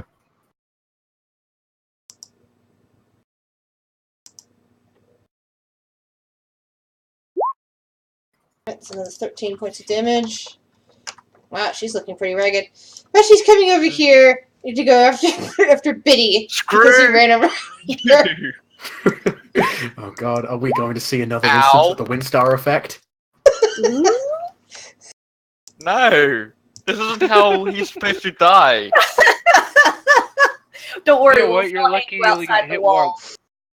Has he still got my noose? I Didn't I think, lay it on- I think didn't I you lay it might on him? have. Aki comes around and attempts to finish her off with his greatsword. I've been thinking Oh, of misses Biddy's again. last words as he gets hanged. Kurt! What do you do? I don't know. There's not really a whole lot I can do it right now. Let me explore my option.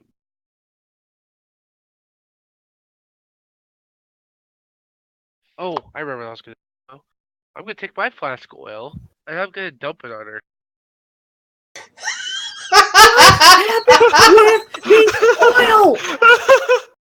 Oh, And this is bad. because Like, I Ina's was just losing it previously- right now. You can't Yeah, see because that I he's was- done that, though. Yeah, That's the you thing. can't see this. all you hear is him whistling. He's like doo doo doo doo doo. And you know the Hey. sound of liquid slopping on the floor. Yeah. Oh my god. Don't worry, it's just water. I don't believe you. Don't You worry, should it's have- just wine. I It's pull out my oil. lighter- I pull out my lighter and set her on fire. Oh no. Oh, for Why? Okay, Biddy's gonna get injured as well. Because Biddy is so close, and so is Kurt. Kurt and Biddy, you both are essentially going to take because of all the oil that's there, you're basically going to take heat and Why fire would you damage. do this? For some and then make reason, dexter- yes, they can both roll dexterity checks. For some reason, even though Aki seems to be stuck in place, he doesn't appear to be at all hurt by any of this. immune to fire damage. What? I got a 12. I assume it has to be better than a 10. 17. Okay, so you're definitely taking full damage, Kurt, Oh, And- no. and you're taking half damage, Rick. Awesome. Well, Okay. Kurt falls down the stairs. little gnome is essentially on fire right now, and Now I'm just screaming about what happened to No More Fire. Like, I've lost it. Because these are the exact people who told me, no more are we playing with oil and fire, and they're the ones on fire. I said no more throw. I said I'm still losing it. And I'm cursing at Kurt and body about how stupid he is, and how I shouldn't have healed him earlier, and how he deserves this, and that you're all idiots. if Kurt was conscious, he'd say you're absolutely right, and I regret nothing. Thankfully for you, she also kind of she kind of evaporates in the fire. You see basically just a mangled corpse left there smoking. Burn, bitch! Burn! And Aki's kind of like looking at his clothes, which, you know, his you know, some of his clothes appear to have like taken a little bit of fire damage, but he seems fine. I felt like the frowns. Galdar smoking. I just love that. I just have the mental image of Kurt just hitting the floor, like Galdar just standing there. He just watches, like as Kurt falls down the stairs. He hits the ground. Galdar just kind of leans down and just boops him on the nose to spare the dying. Oh, I appreciate that.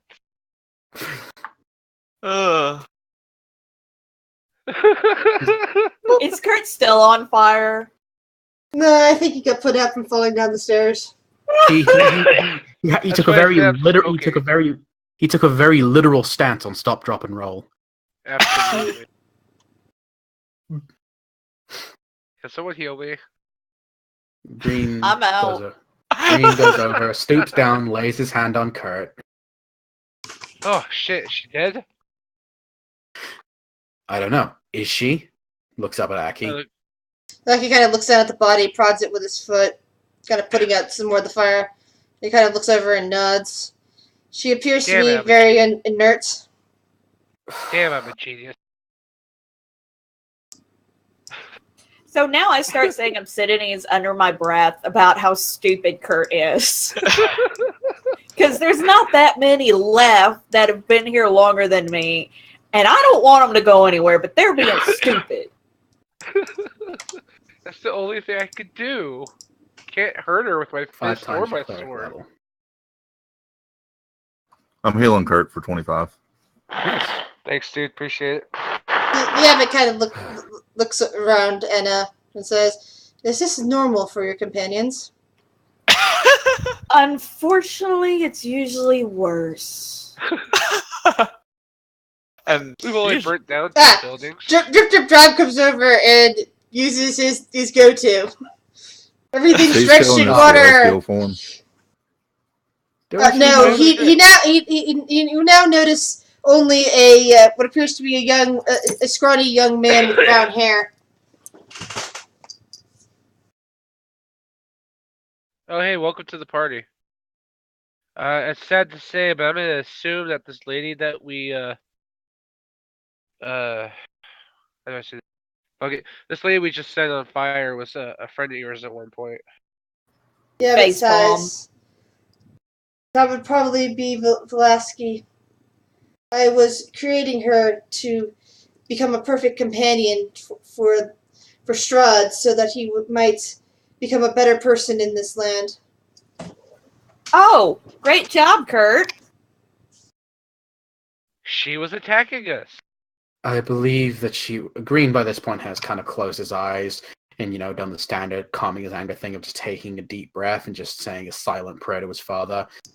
And then he just looks, and then he just looks at him and then suddenly calms and says, I believe that she was probably too far gone to be saved anyway.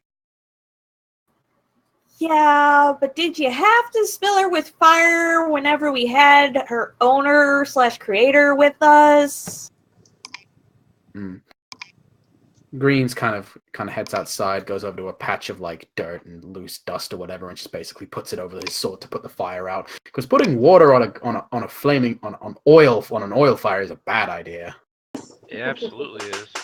So yeah, he douses that in dirt and then he cleans that off with water properly once the fire's out. How you feeling, Biddy? Biddy? Hmm? How you feeling? Good. Alright, cool. Is this like your normal leave me alone good, or is this a you're actually good? Kind of both. That's Okay. I'm not on fire like Kurt was, so I'm good. If you need something, let me know. I won't. Yeah, I kind of figured that. Green's gonna go in and Tried. go upstairs to look around since Biddy's up there on his own. I'm gonna go ahead and have a conversation with this guy here because this guy's interesting. Most Celestials are. Take me and Green first. Oh, I thought Biddy had gone properly upstairs. Did you go upstairs, Biddy? Yeah. All right then. Oh Lord. We should see if he can regain control of his creatures before we explore. 1 second. I need to get rid of some tokens. Yeah, I noticed that. Just for a small period of time, it's all good. Description. Once again, my cat is climbing up around me. She's taking cuddles. All right. Take your building. I want 11. So, anyone? Let's see. Here we go. The wooden stairs climb 20 feet to a loft with a pitched roof and a door in the center of the south wall. Unlit lanterns hang from the rafters, and a rope dangles from a bronze bell lodged in the belfry 30 feet overhead. A black shroud covers a humanoid shape lying on a wooden table. A cot heaped with furs rests in the northeast corner, surrounded by empty wine bottles. An oil lamp burns atop a table nearby, silhouetting a squat creature that has 2 heads. It sits on the edge of the cot, just kind of staring off into space. With a crustacean claw-like appendage, it grasps its neck. It kind of like clicks its hands together and gazes up at you.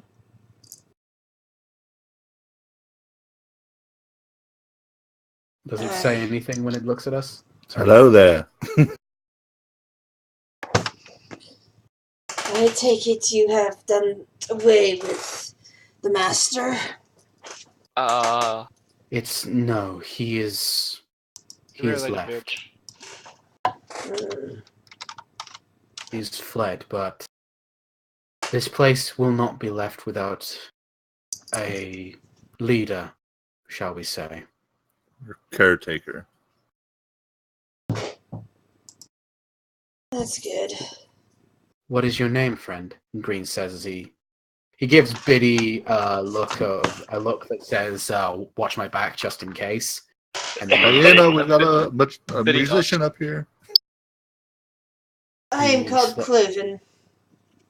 He slowly approaches, but doesn't stand doesn't get too close. I am Green. It is good to meet you, Cloven.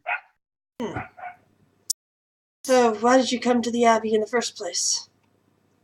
We were sent here by the lady of the town just down the road from here to investigate and see if we could perhaps solve the town's problems. I believe we have done that, though. Yes, I suppose if the prince is gone. The prince is gone, yes, and the abbot now controls this place again. He's good. I think he will be kind to you. Both the heads kind of nod together. Yes, I could use some good, perhaps an instrument. I crave music, but the prince never cared for it. I have a friend who might be able to part with one, maybe. If not, I'm sure we could find one for you.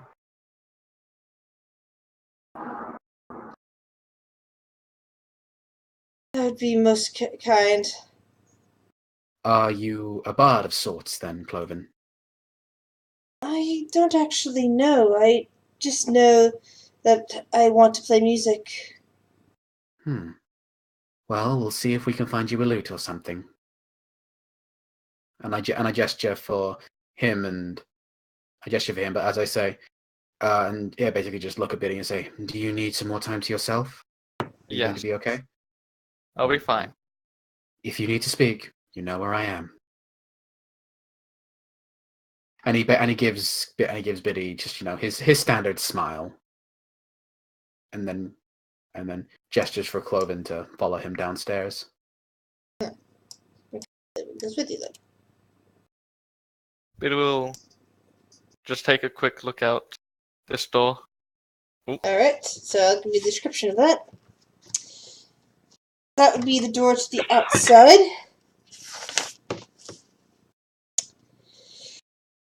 Scarecrows line the abbey walls, looking outward. They wear tattered chain shirts and carry spears with rusty heads. The courtyard below is blanketed in fog.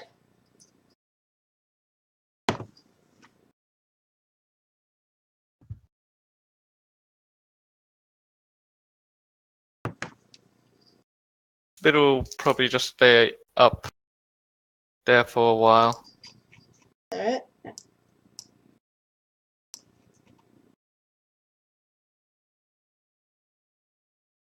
He kind of walks back down here as you guys come back down.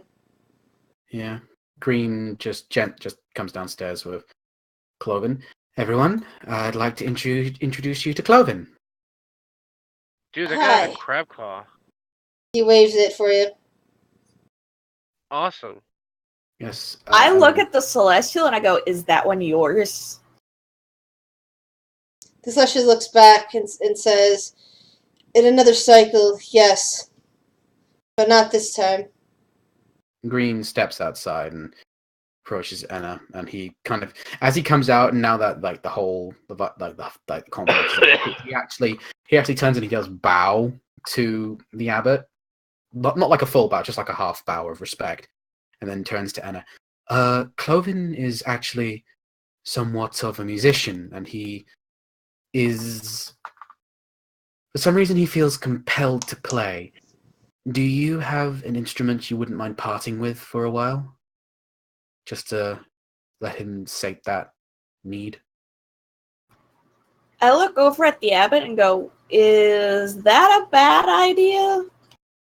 No. Cloven has always been a musical type. Yeah, He I prefer- got a viol you can have. Yes, he would very much like a viola. So I go ahead and I hand the vial to Green. Thank you. And as he did with Biddy, he gives you a smile and just says, "I would also like to apologize for my behavior earlier. I let my anger get a hold of me. That we will discuss at length later. I understand. I just thought an apology was needed first." No, that's really. fine. See if he Green- wants instructions in the vial. I'm actually quite trained in it, and I'd be happy to give him instructions if he needs it. Well, if not, She is how about... pretty good. Yeah, Green just kind of pokes his head through the door and says, Cloven, our friend would actually like to talk to you. Alright. Step to the side, and I basically, as he comes out, I offer the viola to him. He takes it in his mostly normal-looking hand and smiles. It is quite nice looking. That claw's gonna make it interesting for bow work, but I think it can be done. Yes, we shall see. Hey, and if it makes you feel better, I'll buy you a new one when we get back to my home country. So I look over at Kurt with the most mischievous smile I can conjure on my face and be like, "Oh no, this is gonna cost more than a vial." Oh no. Green That's just fair. says that audibly. He's just like, oh no. Just like with That's just fair. with a sigh and a chuckle. And I say to Green and Kurt, I think that we might be able to find some way to make some sort of strap for the bow to fit on Maybe. his other hand. Well, let's see if he can. Clevin looks towards Galdar and gives you a wide smile with both faces. You are quite remarkable.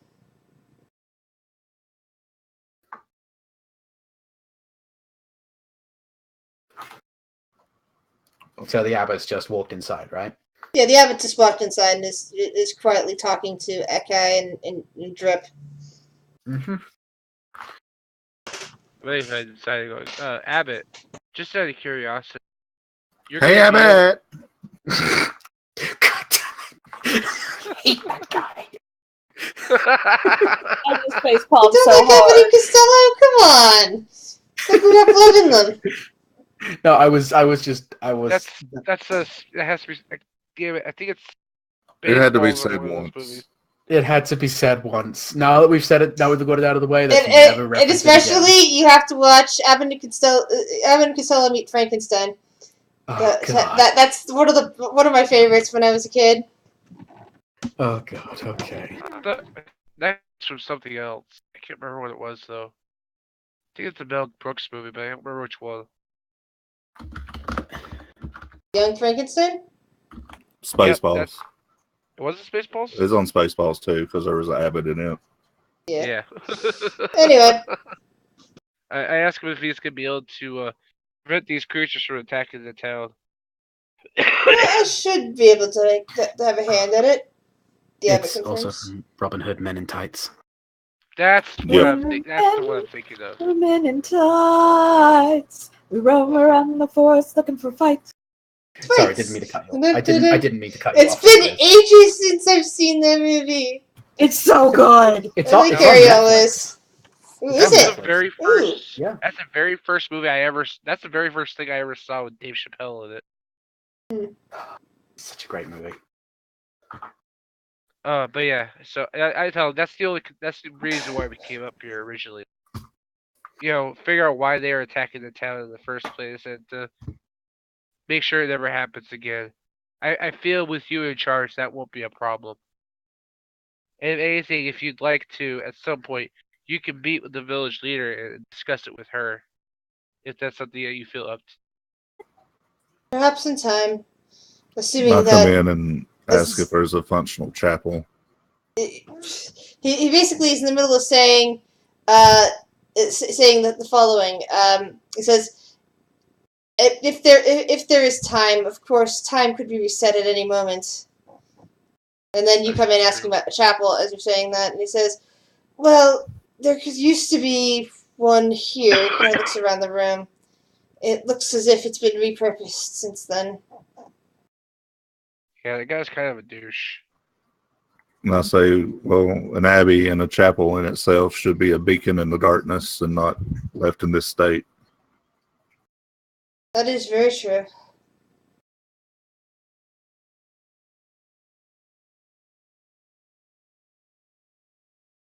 At one point, this was a hospital long ago. I think when it was first being built.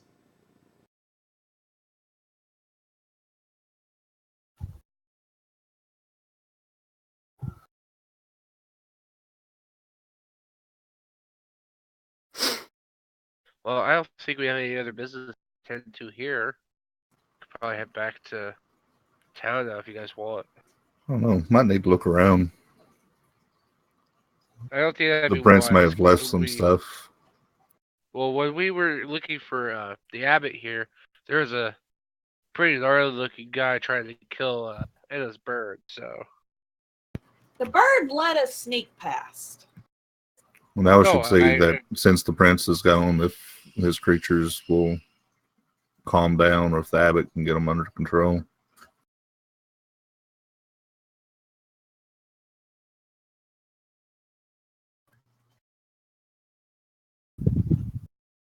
And he kind of nods that.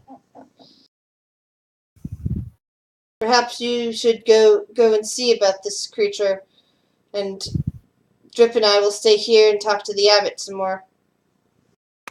Oh, great. We get to go kill more things.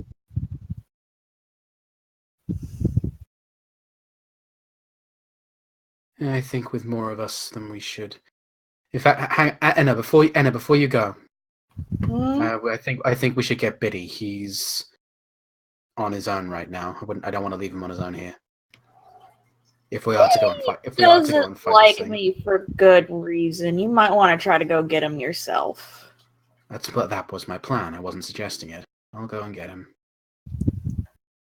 Green basically just goes up to go and find Biddy again, and basically just tells him that. Basically says, we are going to go and. Did Biddy want to walk along the thing and shut the door? Is that what he wants to do? Yeah. Okay. So Green comes up and finds that the attic room is currently empty, but that there's a door apparently beyond there to the south. Is it locked? Okay. Biddy, did you do anything to it? No. I'd probably have just closed it. Didn't lock it. But it's By the probably, way, it looks like this is a sheer drop from here. Okay. But I can assume it's probably safe to say that Biddy is on the other side of it, considering that's the only way out of here. Yeah. In which case, instead of opening it, he's gonna knock on it. Yeah. Green opens the door and comes out, and just stands here. You see Biddy, constantly looking at his rapier and short sword as you're approaching. Just looking up at you, looking back at his swords, back at you. I was about to say that we are about to go and deal with one final thing here before we conclude our business. I was just wanting to let you know. So if you wanted to come and assist, then you are welcome to. I don't mean to pry, but what's wrong? Something is clearly bothering you. It's fine. Don't worry about it yet. Maybe later.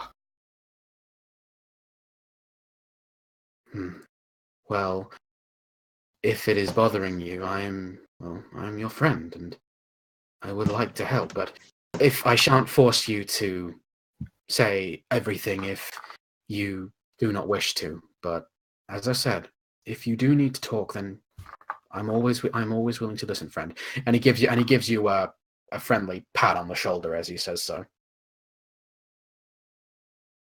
So, shall we deal with your problem?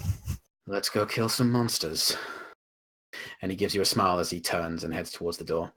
And heads back downstairs. Interesting that he calls it your problem, Green.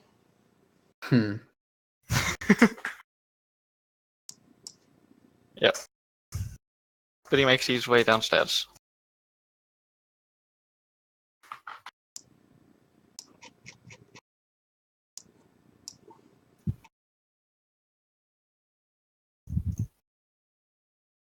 What'd you guys find? What'd you guys find? Nothing really. I was just going to go and check on him. Ah, got it. Anyway, shall we go and deal with that thing? So when our guide left, where did they go? After they brought us food. You don't know. Last time you saw her, she went out the door that Biddy and Green just left by. Okay. We left her behind when we were coming back over here. Hey guys, since we made these potions and everything, do you think it'd be wise to go ahead and top off for everyone? We could take a short rest. Actually, that is a point. Would that kind of downtime we've just had count as a short rest? Yes, the downtime counts as a short rest. Okay, cool. I'm gonna... Nice. No, they're in the package. Only 3. No, well, I'm gonna use a hit dice. I've still got a lot of health. I'll be fine. And I've still got that healing potion. So, Galdar, are you still sitting in there talking to the abbot? Before we take off, I just want to ask him if he might know what room the prince was maybe staying in. He thinks for a moment. As far as I know, he never slept and stayed wherever he pleased. He worked a lot upstairs past past where he keeps the Mongol folk, where I was being held, building monsters. Okay, know of any storage rooms or where stuff may have been kept? Well, I think, well, in previous cycles, I kept things downstairs. Various casks of wine and everything. Okay, thank you.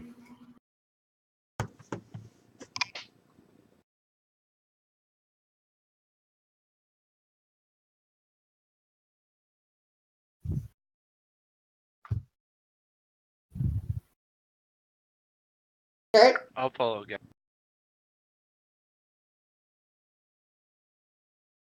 you're heading downstairs? Yeah. Okay. So, I as want Galdar to go by himself. Geldar didn't go in there. Geldar went outside. Yeah, I went outside to green. Oh, We're gonna I'm go. sorry, I We're gonna thought go you check. went to We'll go- probably check down there later. Yeah, I I thought figured you we go went take downstairs. care of this. Curious. And My so we bad. probably need to all stick together. Yeah, that's probably a good Especially idea. since the roll perception checks. Oh yeah, the spider bird Oh yeah, thing over taking a there. short rest. My strength goes back up. Nice.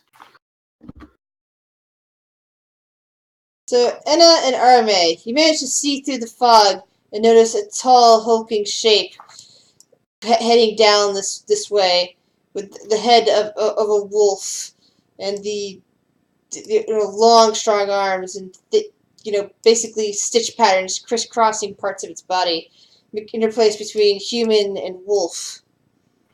Hey, I Anna, don't your want bird's this back. fluffy guy. That's good to know. Is this the same kind of thing as we just killed? He kind of he glances at Enna.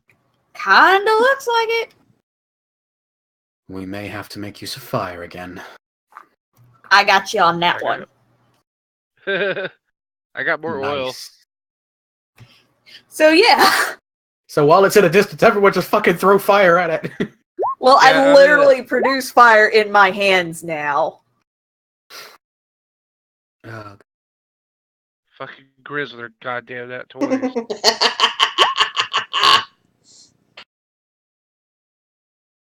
Who are we missing? Me? Give me a second. Okay. Yeah, the only. I'll be right back. I'm just gonna grab a drink from the fridge.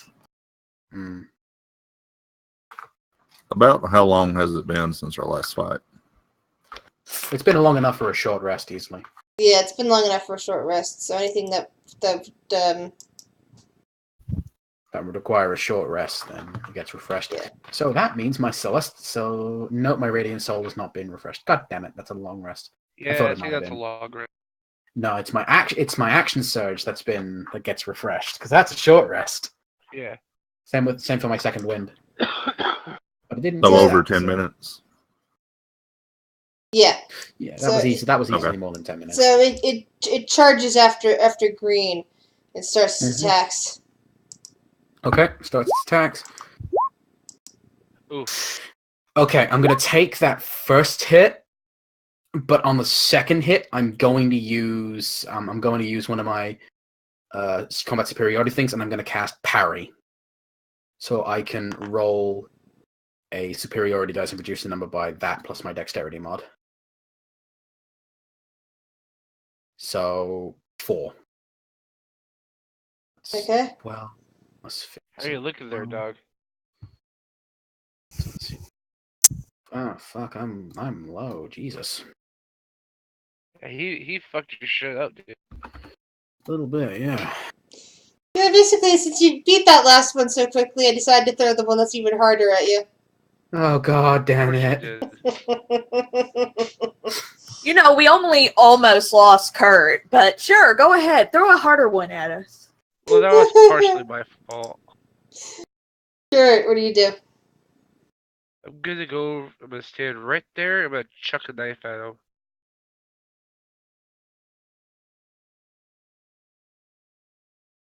Does that hit? Yeah, but it doesn't seem to do any damage. Oh, for fuck's sake! Damn it!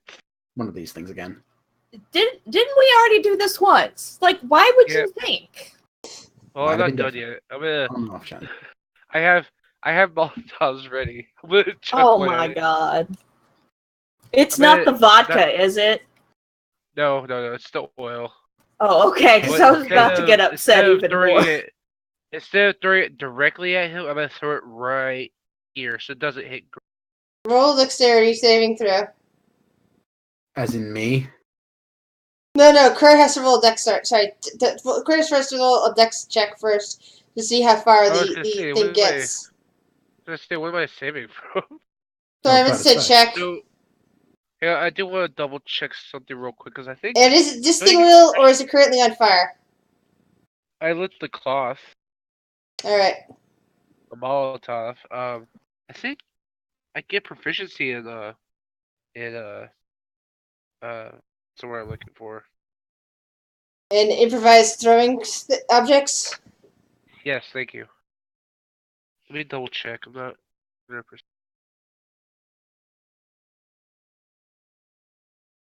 Swear to God, Kurt, I think if it's you hit me with specified. this, Whatever. I will apologize profusely. I appreciate it. Woo! 22. You managed to land it and let it explode about right here. Roll a 2d10. So that so that the oil does not get on Kurt. I mean, not get on Green, sorry.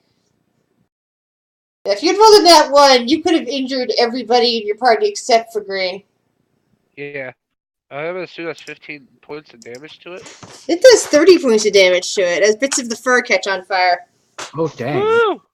It's on fire too, so I think that does like what, I don't know, D6 each turn until it puts itself out. Keep it in the fire, keep it in the fire. Actually, in this case, it gives it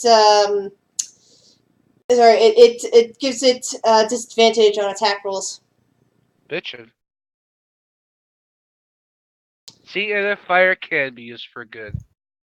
Yes, but like I said, if you dropped the Molotov cocktail, 4 of you would have been taking 15 points of damage. And I would have been buying everybody a year's worth of vodka after this. and if it had been a 15, anywhere between a 15 and a 20, then Green would have been taking 15 points of damage. Whew. Oh, God. I'm glad you didn't roll 1 point higher. Or 2 points lower. Or yeah. Oh, God. Let's just be Yeah, that's how I thankful treat that you lit grenades. that on fire. Okay, Flame. so Fair. I threw Produce Flame, and since I am 5th level, it's 2d8, so it's 9 damage. Which makes it an 18. Exactly. It lets out a howling noise like a wolf. Biddy, what do you do? If you have oil, throw it now. Just No, not- I think we're good on oil. No more oil. Oh, no, I have plenty of oil. I have, like, 5 flasks of it. Well, there. That's my turn. Oh, poor Biddy! You can't kill anything right now because they're all immune to stuff. Gildar. I swear to God, if we don't level up after this, I'll be very upset. We just leveled up. Yeah, I'm somehow I going got to yell just towards the guys inside. We're under attack. And Abbott, help. Maybe he can Help me. maybe he can calm it down. Then I'm just going to cast a Sacred Flame. Alright. As soon as calm it down, it's currently on fire. Damn. Holy crap! Damn. Oh. Made the save. You made it roll to that 20 on dexterity. So close. Green. Okay, Green is gonna do the smart thing, and he's gonna use his action to disengage. Smart Green, Good you're idea. thinking for once. Oh, come on, that's not fair. Well, today you have not been thinking, throwing temper tantrum. I'm sorry. No, we'll discuss that later. Green was justified, We goddammit. will discuss that later. Green was justified, but anyway. Well, I was gonna huck another flask of oil at it, but I guess that's probably a bad idea. So instead, Green is just gonna use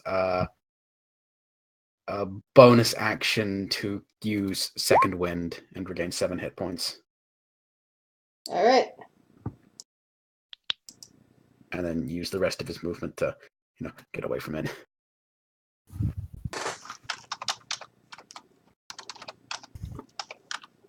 Oops.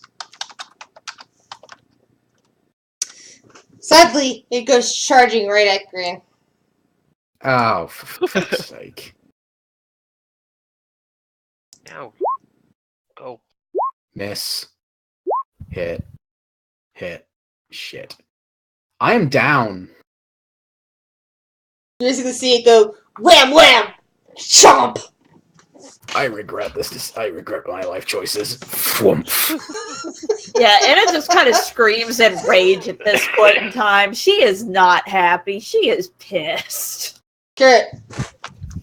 Alright, I'm not gonna use the whole vial of oil, but I'm gonna take a little bit and douse and put enough on my throwing knives to set them on fire as well. And then I'm gonna chuck a throwing knife at it. Okay.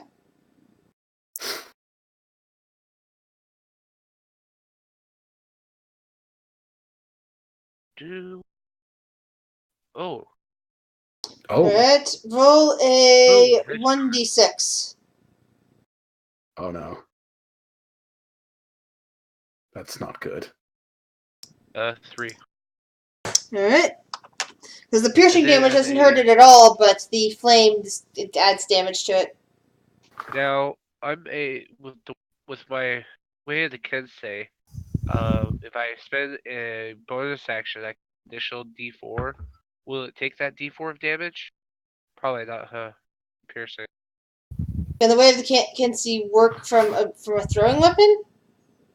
Yeah, it's specific for throwing. Oh, okay. For some reason, I thought it was like, extra damage that a monk can do when it's just, Yeah, I guess. No. Okay, cool. So I'll do the D4 real quick. So it's an additional 3 damage, and then I'll use my second attack to throw another flaming. Except that Sorry. one of your actions was to douse the blade, so that kind of counts as the second attack. Okay. I Do we figured that'd expend- be considered a move action since I haven't taken the movement. Oh, okay. Sorry, I thought you had. That's No, true. no. It would I did actually move. correlate to that. Never mind. And then when I take an attack action, I have extra attacks. That gives me attacks.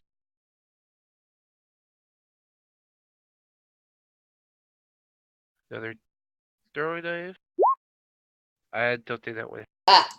That's what it is in my head. Why? But that doesn't work.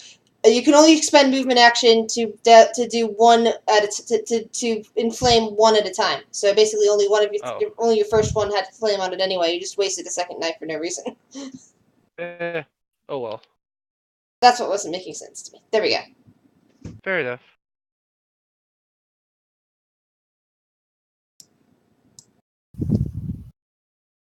The Eki comes, splinting out here, and mumbles something about needing to train up some of his magic so that he could actually do something right now. Yeah, Biddy! that'd be wise. Billy just walking this way, looking at his swords, muttering something to himself.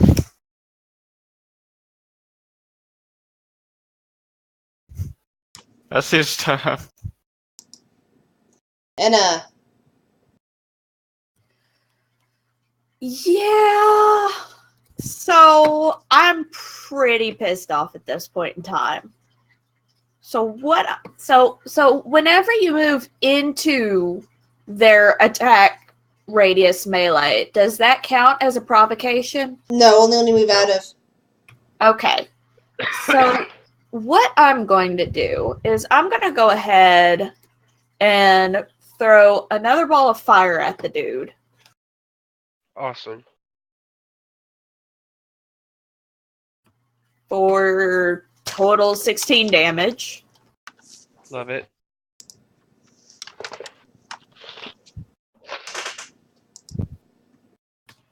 And then I'm gonna run. Oops. And then I'm gonna run up to Green, and I'm gonna shove a healing potion down his throat. Great idea.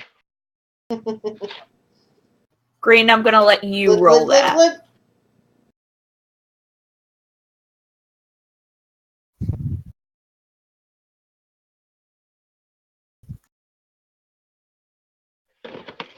Gelder. I'm gonna use my preserve life and just heal Green to half his hit point maximum. So I'm assuming it'll be less than 25. Green? And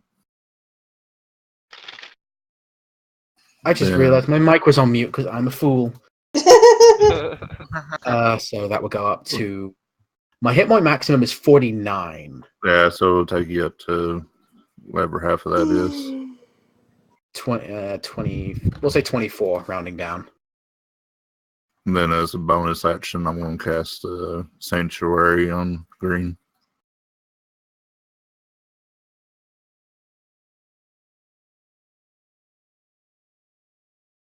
Nice.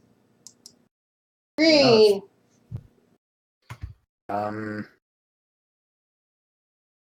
Okay, as a bonus action, Green is going to activate his animated shield. And not really much else he can do as he doesn't have magic weapons or anything. Aside from douse it with oil, but that's probably a bad idea. Are you that close? Yes. Yeah.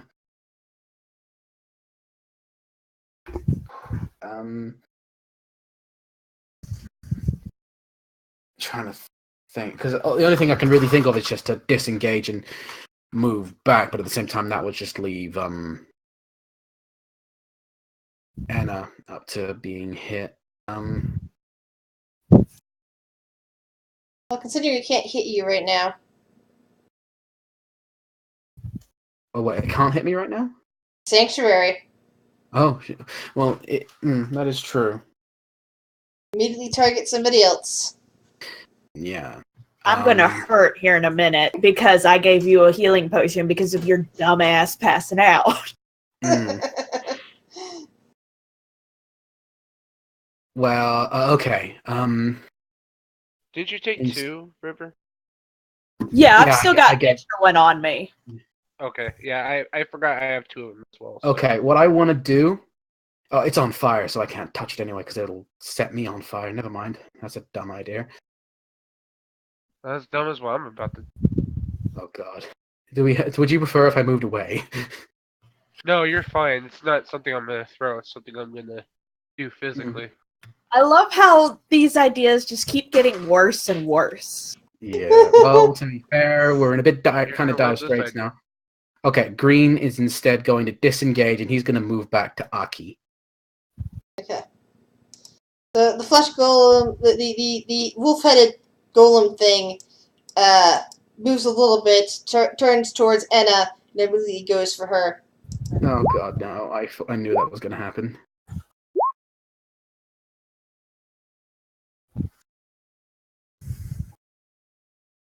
So how badly are you fucked up, Enna? So my armor class is 13. Oh, yeah, she's got 24 hit points to her name. So you are on 1 hit point. No. Oh. I only have 24 hit points. And the first one hit. That makes it go down. Sorry, I misunderstood. 33 damage. God, so Enna is down, and it's basically got Enna, basically slammed its hands into Enna, and has lifted her up and is biting her, and she's unconscious now, and it's holding her. The way I see it is he pulled a Hulk with Loki, and it's just picked me up by my foot and is slamming me back and forth. Not exactly, no. More like picking you up and and ripping your flesh with its teeth, but yeah. Oh, great. Is Piccolo and the Raven okay? Did they fall off? Piccolo is kind of scrambling up onto Aki because Aki looks safe. The Raven is up above, flying and cawing. You look safe. I want you to know, Green, this is because of you. I know. Like, I in know. character, this is because of No, you. it's because of the guy who cast Sanctuary on him. So, Sheldar? Let's not throw the blame. Let's not play the blame game. How about we play the blame game after combat? After, maybe I have a body left to go back to. I'm sure you'll Kurt. be Well, you fine. did it before he managed to come back, so... Kurt, All you're right. basically, it's on you. The flesh, Yeah. the golden thing is currently holding Anna's body in its hands. Kurt's like, damn it. Takes off his robe, and he basically wraps his hand in his robe to where it's nice and thick. He does it all and lights it on fire. And then he's going to go up to this dude and punch him with his flaming Alright. fist. He's got a short sword in his left hand, it's flaming in his flaming right hand. So, for each attack on this thing, roll a dex check along with it to see if you manage to keep the flames away from Anna's body. Well, I Yeah, mean, because, how let's tall is not this cremate Because- the body yet. Because how each tall is this thing? I think he's like probably 7 feet tall. And it's in his mouth, right? No, it's holding her, basically chest level. It was chewing on her, and now she's kind of on chest level at the moment. And that's still 5 feet, right? Roughly? And I come up to 4 or its knee. 5, yeah. And I come up to its knee. Good point. That's right, you're a gnome. Which means the DC is very low. It's 10. So you just have to break a DC of 10 for dexterity Okay, so to not damage Anna during these attacks. So first, damn it. Because it's flames. Flames can go within 5-10 feet. So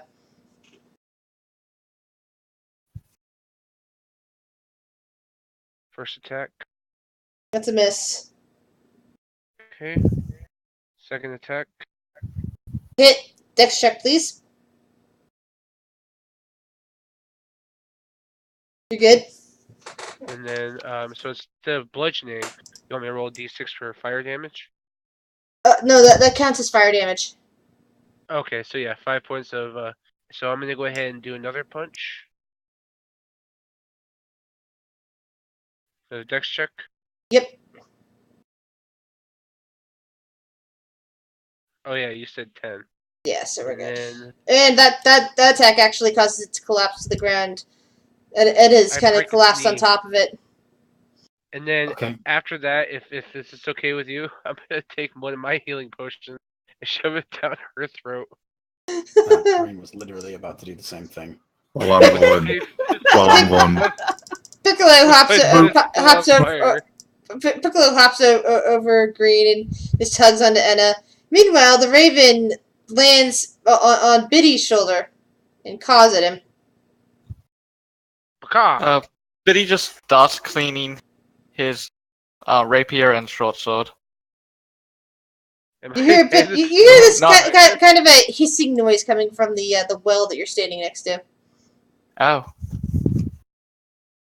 Perception check from you, please, Biddy. Oh no.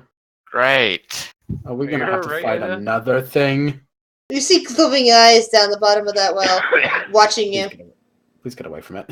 Yes, that's a smartest decision ever. Smartest decision today. Walks back and continues to try and clean his swords. How many Nonchalantly potions am walk I away. being given here? Just one. Just Well, I one. mean, it's- Green. It's Yeah, many as you Kurt. want. Yeah. I mean, I knocked him out of your mouth and I gave you a potion. And then I'm like standing over you with my hand still on fire, like, hey, Anna, are you alright? I Piccolo. hate you all. Piccolo is bouncing up and down on Enna and going, ee. Piccolo, that hurts. Please stop, darling. Piccolo, I will love on you in a minute. Piccolo drops to the ground and starts grooming Enna's hair. That's okay. The Abbot and Drip come out. Drip does his cast water, create water thing, and drenches you all. I just kind of choke on the water in my mouth because I can't quite roll over at the moment. Up. 1, 2, 3. CPR.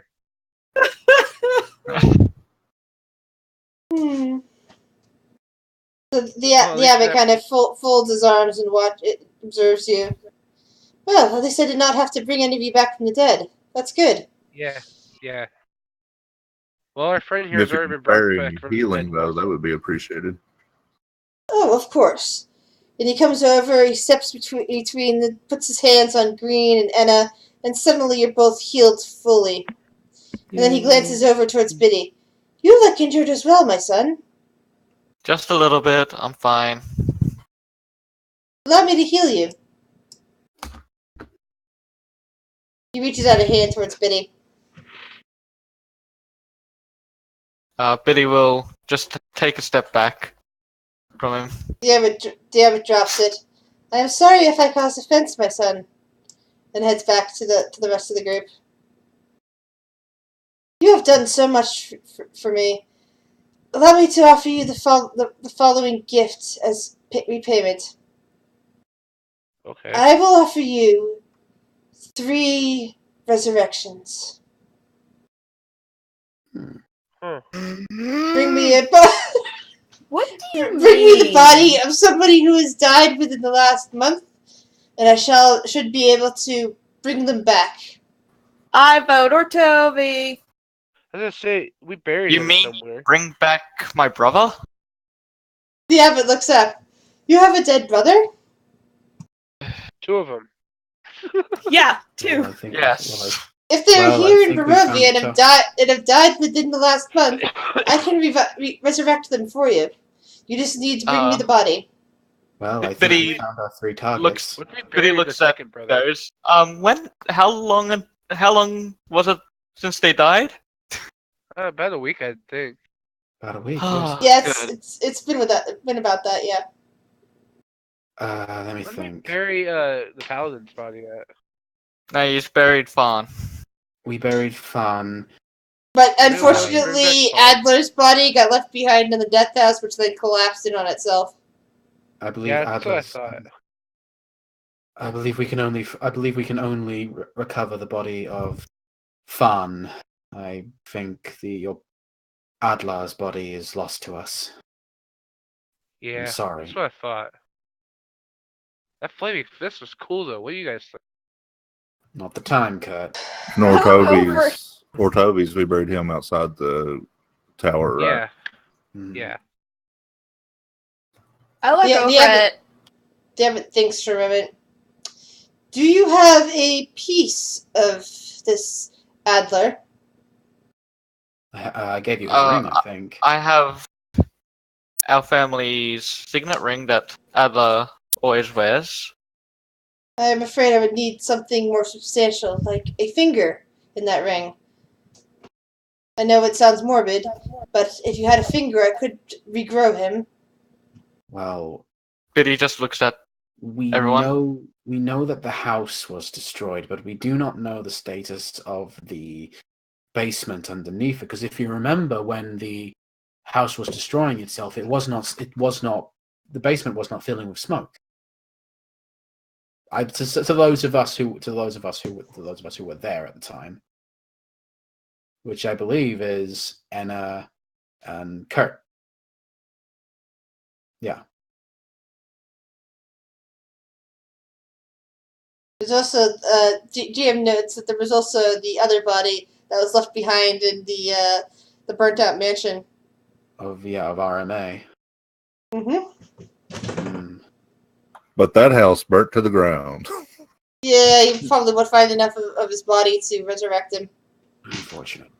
There was plenty of bones, but who knows whose bones or what bones you would bring back. Can we hold these 3 resurrections in a bank in case something happens to any of us? The abbot nods. Of course, my child. All I need is a body, and I can retrieve the soul, as the souls are trapped here in Barovia. At least each cycle they are. At the end of each cycle, who knows? It would make sense to save one of them in the event one of us falls. Yeah, I know I've been given 1 do-over, but I wouldn't mind a second one in the bank.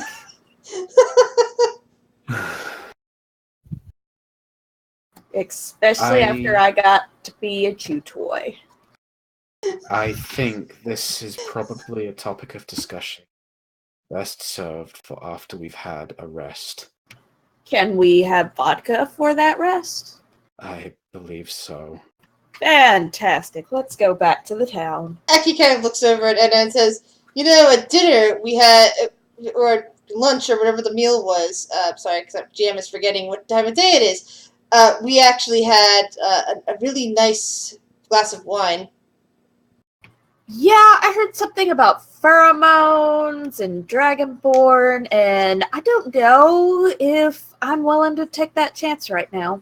Oh, yeah. The abbot looks at you guys and says, it was his type, what he was when he was alive, a type of dragon that does not exist in this world, that has pheromones. What was he exactly? He looks over at Green. Once upon a time, he was a dragon from far away. Who knows how many ages ago that was, and if his world even still exists.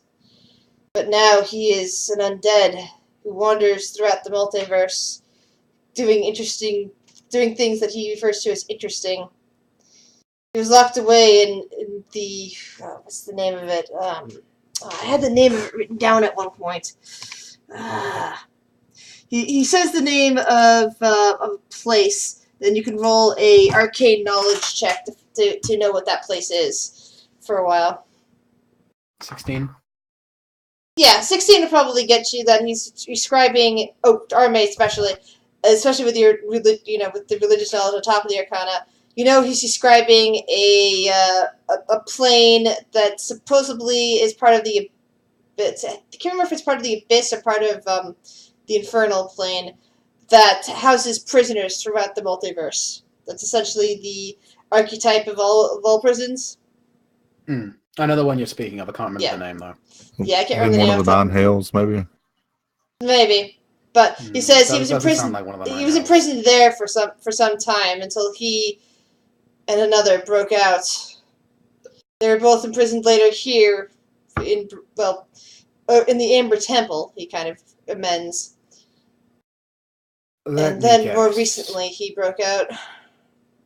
Let me guess.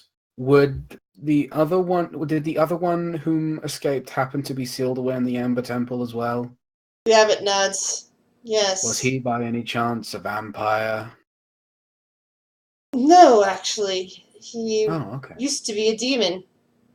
I guess he still is a demon, but he used to be a demon lord. But before that, he was immortal.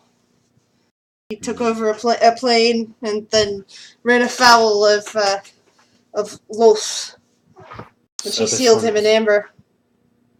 So this one is not. So this being is not the first vampire. No, it is not. That's actually a good question.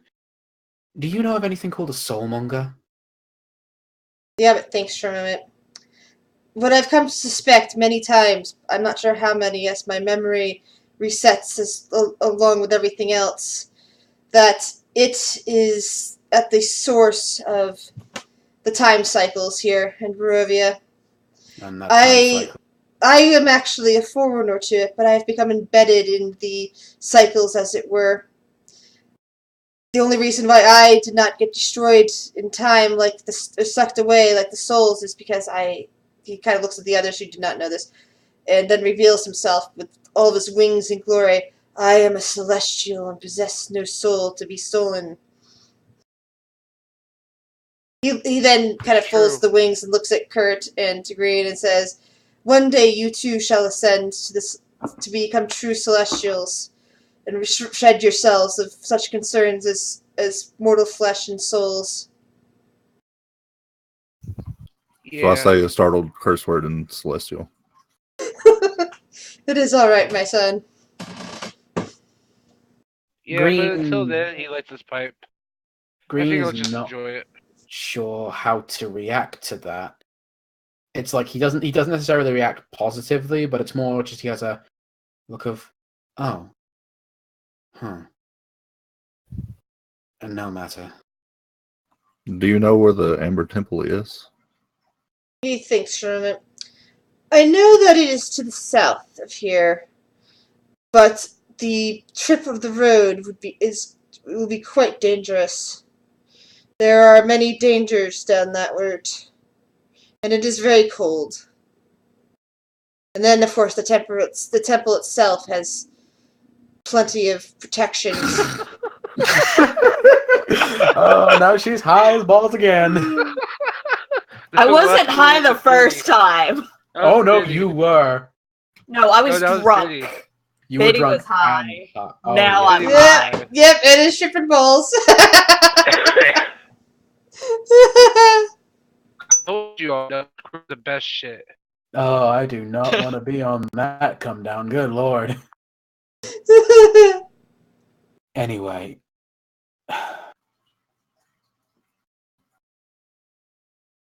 One final question that I have. One final question that I have on it, Celestial. How do you know how we might leave this place? Or are you as stuck here as the rest he of kind us? of looks down. I have been trapped here for who knows how long. I do not know how to leave any more than you do, but I think that I've suspected that one way is through Strahd. If you can somehow gain Strahd's trust, kind of looks back at the withered corpse of the flesh golem woman inside the building. Says, "I think my plan over many cycles, though, has never been brought to fruition, is to create the perfect woman for him, to give him the perfect wife, to change his attitude. But I know that he is not behind the time cycles. So I do not know if any of my attempts have been successful, and if they were, perhaps that merely triggered a restart." Okay, we stumbled across some ruins with some revenants that were worshipping the silver dragon. Do you know anything about them? Yes. The Argenwulst. Yes, they oppose Strahd and wish him to suffer. Unfortunately, their leader is convinced that for him to suffer means that he must continue to exist and be trapped in this place, even if others suffer along with him. He will not allow the cycles to end, nor for any sort of peaceful resolution to come along Strahd. Is there any way to change his mind? And yes, Biddy, the raven is still on your shoulder. As this conversation is happening, Biddy's just looking at the raven. She's just like, And the raven kind of like nudges Biddy's hair a bit, and just kind of seems to be searching to make sure that Biddy's hair is all clean, doesn't have bugs in it. And so you asked about the celestial. So he says, from what I understand, that if the beacon is lit, the souls of the revenant will go to peace. But of course, once the cycle restarts again, they will once more be angered. Huh. What makes the beacon work?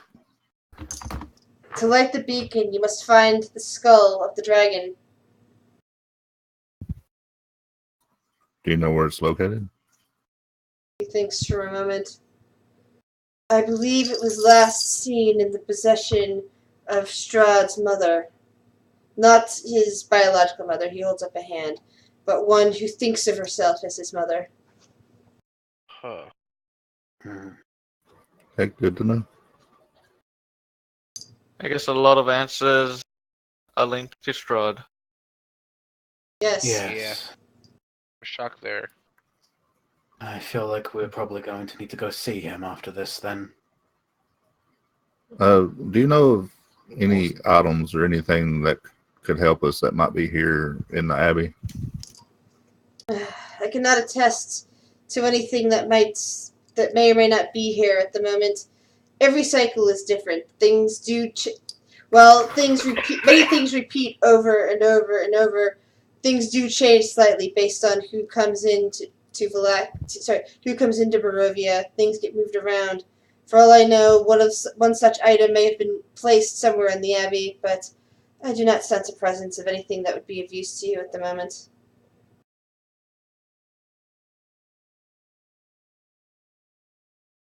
Okay, I'll just say thank you and Celestial and bow. You are most welcome. Meanwhile, the Raven seems to be enjoying Biddy's company more than Enna's.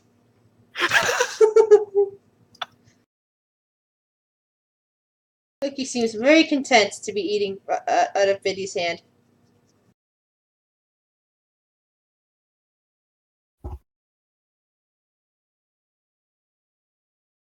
I mean, I'm Well. high, so I don't notice this. Well, The monkey is currently hopped up on Green's shoulder, watching Enna. Green pets the monkey. Chee. Well, we have two options ahead of us. One is, as Galdar suggested earlier, we can search the basement, see if there's anything of worth down there. With your permission, of course, Abbott. Of course, you may go. Thank you. See what the Cool. And dreaded lich then- has left there. Hopefully something of use. In the meantime, once that is done, we should what has happened. You're completely roboting. I heard after this is done, and then robot. How do I sound now? Sound fine. Yeah, Green was just basically saying that after we've looked around the place, we should head back to town. I don't think there's anything else left for us here. Let them know the change in management. Yeah. Well, just let them know that the prince has been dealt with. Yeah, that someone else is taking over and is. I would. He I doesn't believe want to know. He doesn't want to know what he is. So he didn't say that we couldn't tell him that someone else is taking over. Who has their best. I look at the abbot and say, "Is that okay?" Yes. But Maybe they can meet you or at least sit down and talk. He's not ready for that yet. perhaps in time. Perhaps in time, but in the meantime, we can at least tell them that the place is safe and under new management. Yes. Do they still need to send vodka? You want vodka? Vodka. I suppose there was no more wine. No, oh wait, I wouldn't know that. Well, He did have some brought up to us from the Yeah, there's- basement. There might be a little bit of wine left. Perhaps. But why don't you go and find out then? Sounds like a. Thank you, great slit. Thank you, great one. I hope my dad doesn't. The abbot reaches out and pets Enna's head. Do you think you could do I'm sure something he's about gonna that, do Abbott? Yeah, I Of think that's course. what he's doing. And he throws a lesser restoration in her, cleaning out the effects of the intoxicant.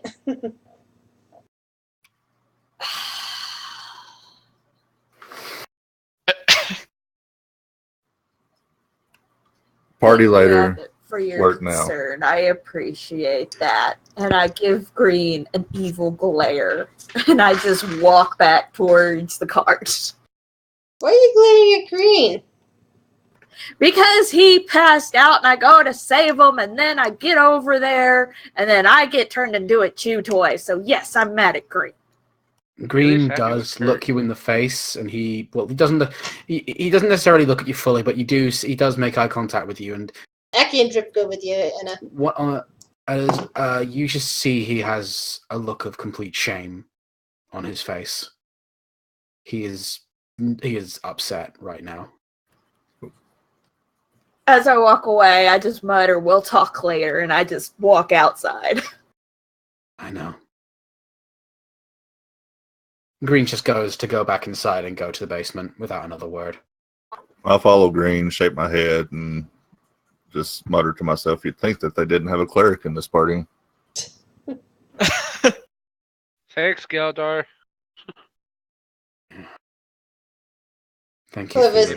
Clovis is in there attempting to practice the viola. Biddy, we're headed out. Don't worry, she's mad at me now. Yeah, Like, out of character, I'm mad at him, yes. It's just a game. Yeah, I tell Biddy we're heading out. Yeah, and I'll be... Biddy stops, turns around, and heads back towards Biddy. Are you alright, Biddy? The fine, alright. He kind of nods. Yes, are any of us truly alright? Exactly. Do you wish to talk about it? Maybe when there's looks at the Raven, a bit more privacy. The Raven caws, jumps off of Biddy's shoulder, and glides towards Enna, now that she's no longer high. Congratulations, you have been given privacy. The monkey is back with Enna too, by the way. That's fair. Yeah, Piccolo and I are just making music outside while we wait for everyone. You know, Aki, I just don't know anymore. I don't know where my loyalties lie. Or what... Or how I should use my swords. I just don't know anymore. Well, perhaps you can find your way with us for now. See if anything else drives you. Especially in those last two fights, where I could do nothing but watch. He thinks for a moment. Do you have any inclinations towards magic? I... Only from my natural birth as a high elf. Would you be willing to make a pact with another? Dun dun dun.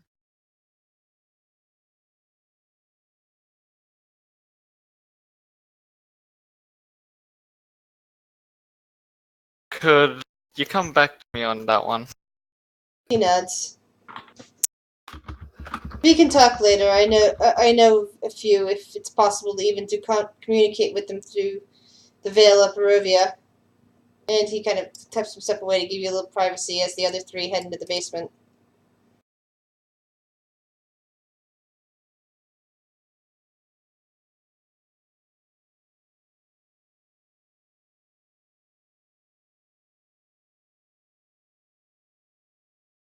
Alright.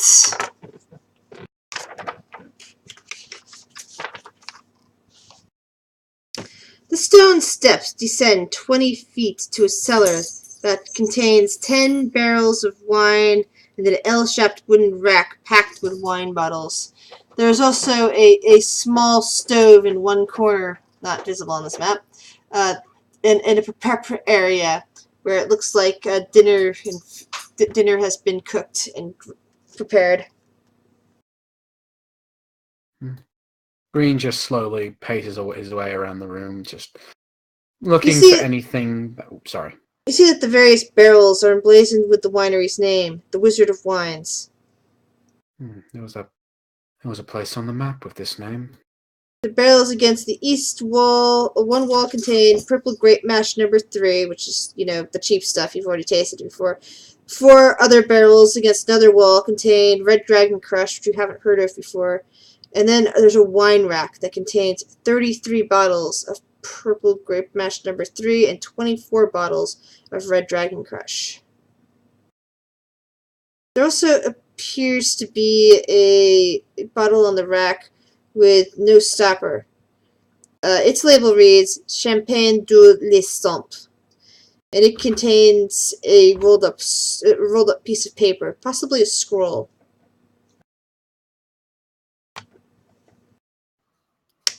I'm gonna cast detect magic. The scroll, the piece of paper, which is now revealed to be a scroll, lights up. Find something, Galdar? Guess I'll grab it. It appears to be a spell scroll of Hero's Feast. Excellent.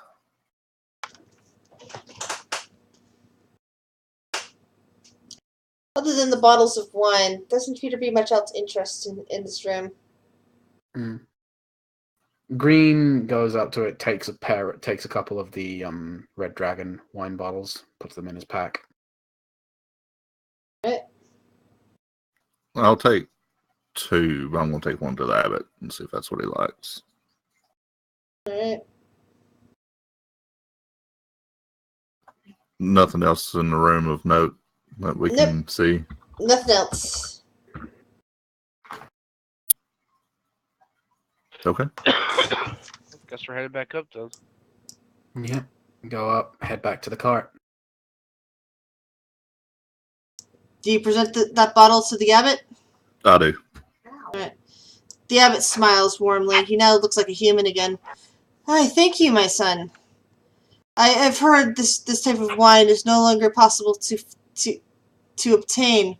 That the winery stopped being able to produce it. There's several more bottles below. Excellent. Perhaps when you come back again, we will share a bottle.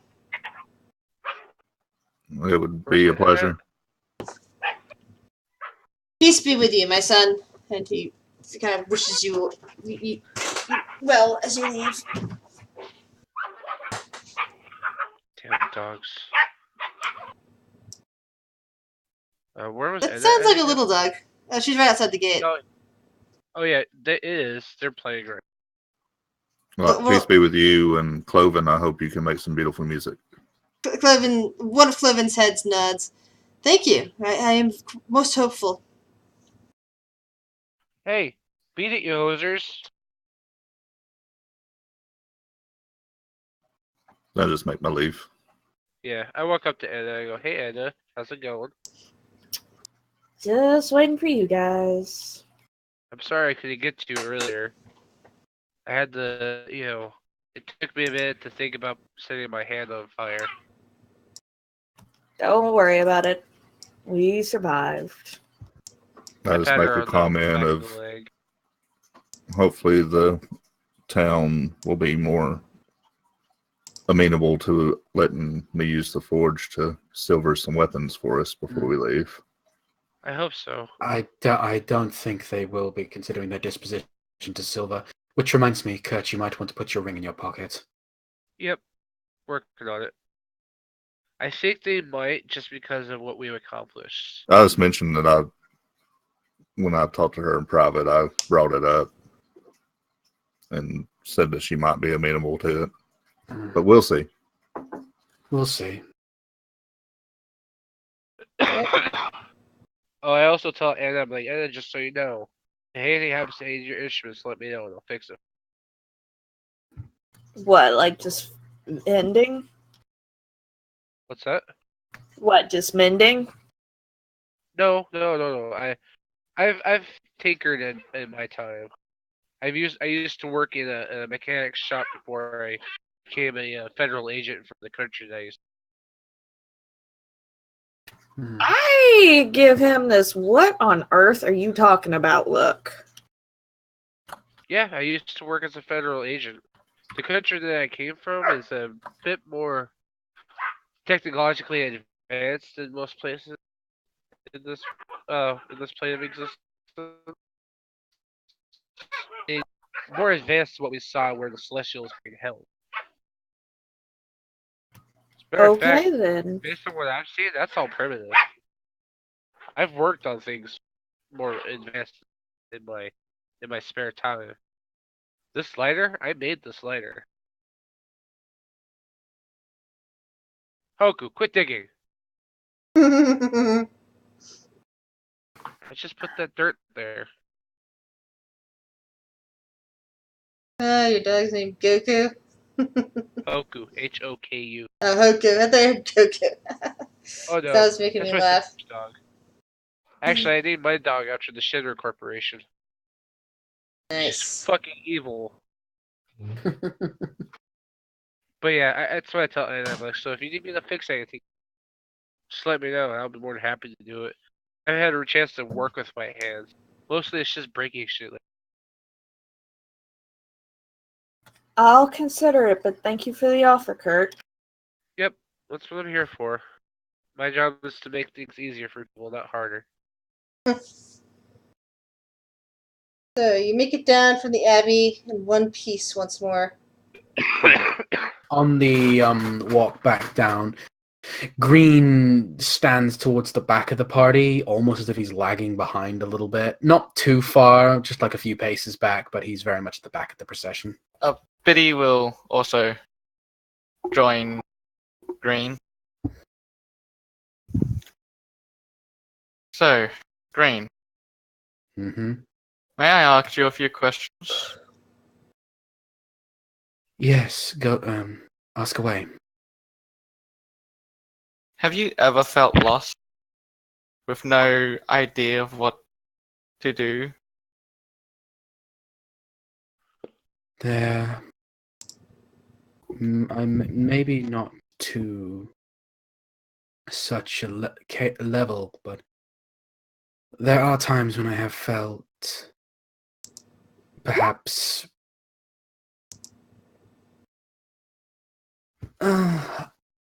unworthy would be a better word, would be a good word for it.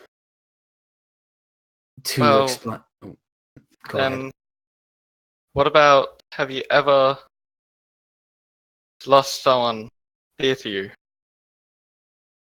Like, truly dear to you?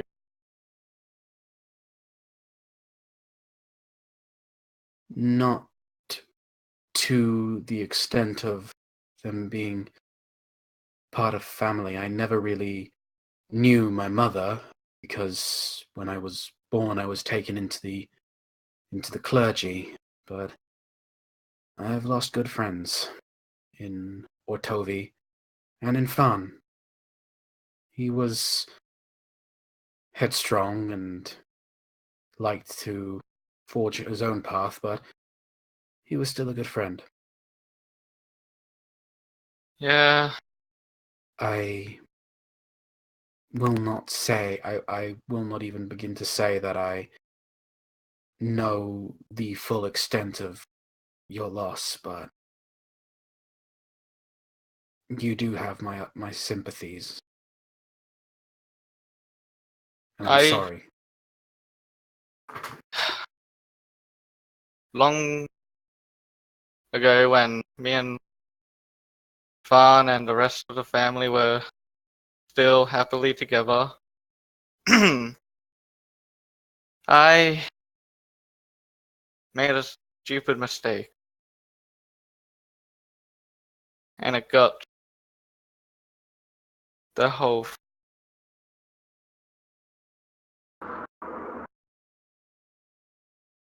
It split the entire family apart. Hmm. And also caused the death of our parents. Ah. I can see why that would weigh heavily on you. Still does till this day. See, I can see that. I do not know necessarily what I could say to mend your woes, but for what you have described, I feel that is something that would require more than just simple words. But if it is any consolation, if anything must be done to make amends for what you have done, I will gladly assist you if need be. And I would gladly, when that time comes, ask for your sister.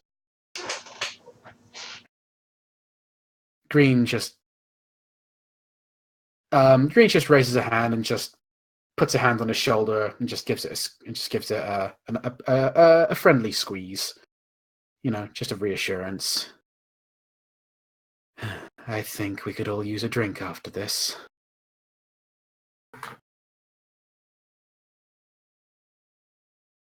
Maybe 2. Well, I did snag some wine from the abbey, so I'll be breaking that open.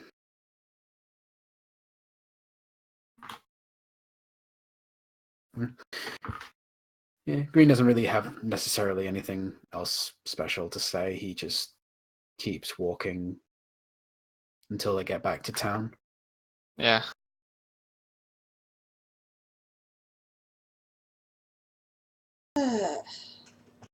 This would actually be a really good stopping point, if you guys all agree. Does you have any more to put in for this session? Only thing I can think of is that Green and Enna were going to have a chat. Okay. Well, then, I just want to keep playing. I'm having fun. do you guys want to have a chat? I'm good with that. Yeah, I'm good to keep playing as well, unless other people want to stop or. Yeah, if someone wants to stop, we can stop. Go for it. Have a chat together. You Okay. made it back to town. You finished having a heart-to-heart with Biddy. Mm. Now it looks like it's time for you and Enna to have a discussion. Oh boy. Yeah, I'm assuming this is after, this takes place after we give information. We basically tell Anna, because Green was gonna. Green's gonna wait. Green's gonna wait to talk to Enna. Well, it's either a case. It's either a case that Green was going to wait, but if Enna comes to speak to him about it, then he'll talk with her about it. Did you say Enna or Anna? Enna. No, what Enna is going to do is when she gets back to town, she's going to go back to where they were staying the night, and she's going to go to the room and lock it. Well, there's actually no locks in Anna's house. Is there a chest or something she can put in front of the door? Yes, you can do that, though. There you go. You secured the door. And I pretty much just sit on the bed, plinking on the mandolin, ignoring my world. Is the bird with her? Yeah, do I have the bird or does Biddy have the bird? You have the bird. The bird came back to you. Okay, so while I have the bird and I'm by myself, I'm going to ask the bird And the what monkey. the fuck is up with this shit. You're talking to the bird? Yeah, to Loki. I'm like, what the hell is going on? What are you? Ah! No, don't do that cawing shit. You need to tell me, kid. Tilts its head to the side, watching you. I'm like, listen, I've already gotten my world rocked, almost died, having a bad day, and I got a decent high. Okay, you've locked the door. Nobody else can come in. So come to personal chat, and I'll tell you what happens next. All right, since none of the others can hear, though, yeah, they can watch on the thingy later if they want to, but it preserves from instant metagaming anyway. So the bird kind of hops down off your shoulder, gets on the bed, seems to do a complete sighing thing, and all of a sudden, instead of a bird sitting there, there's a naked woman. Is she hot? Yes, she's hot. And she kind of like looks down and sighs and says, "I really hated deceiving you, Lady Anna, but we were so concerned that you may have been in league with the Devil Strahd." Do you want a blanket? "Oh, I'm fine, thank you." Okay, because there's one behind you if you want it. There's no reason for you to be uncomfortable. So, what do you mean with the Devil's Child? The Devil Strahd. Oh, my mistake. So, who do you work for? I know Green brought you to me, but who exactly or where exactly do you come from? I work only for my family. What? We oppose Strahd and his people. What's your name? My name is Laura, actually, but Loki was close enough, so it was easy enough to remember. Okay. Do you want me to refer to you as Loki or Laura? It is up to you. You may choose whichever you wish. And you said you work for your family. Are you stuck in this weird time loop thing they have here? Time loop? I have been overhearing conversations about it, but I do not quite understand. Neither do I, in all honesty. Well, if there is such a thing, then perhaps I am a part of it and therefore have no ability to have knowledge of it. That would explain a lot, actually, as to why we can't ever seem to gain any ground on what to do to get out of this situation. From what I understand, people rarely get out of here unless they have some way of convincing the Vistani to assist them. But that would anger Strahd, and I do not think they would do so. And who is your family? No, my family is the. Hold on a second. I need to pronounce it properly. That's fine.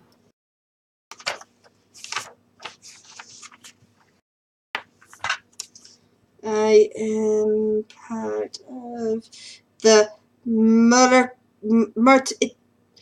Murtikova family.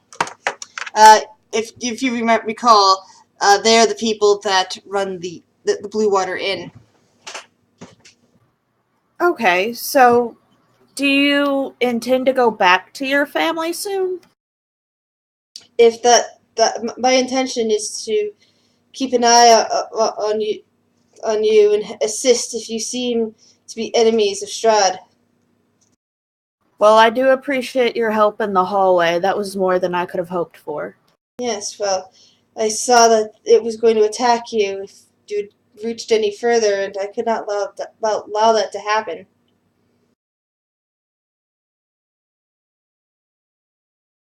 Is there something that I can help you with? Because you're already helping me. She seems to think for a moment and shakes her head.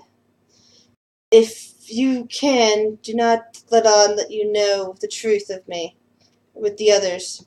You seem fair and decent, but some of the others are troubling. I don't blame you there. Some of them, I think I know them, and then they do something I'd never expect. So, for all you know, they might be in league with the Devil Strahd. Thus, it is best to remain quiet about what you know of me. There's two that I know for sure would not, but they're the ones that still surprise me. But I will keep your secret for you. You have my word on that. Thank you, my lady. And with that, she transforms herself back into a raven and goes, "Caw, caw!"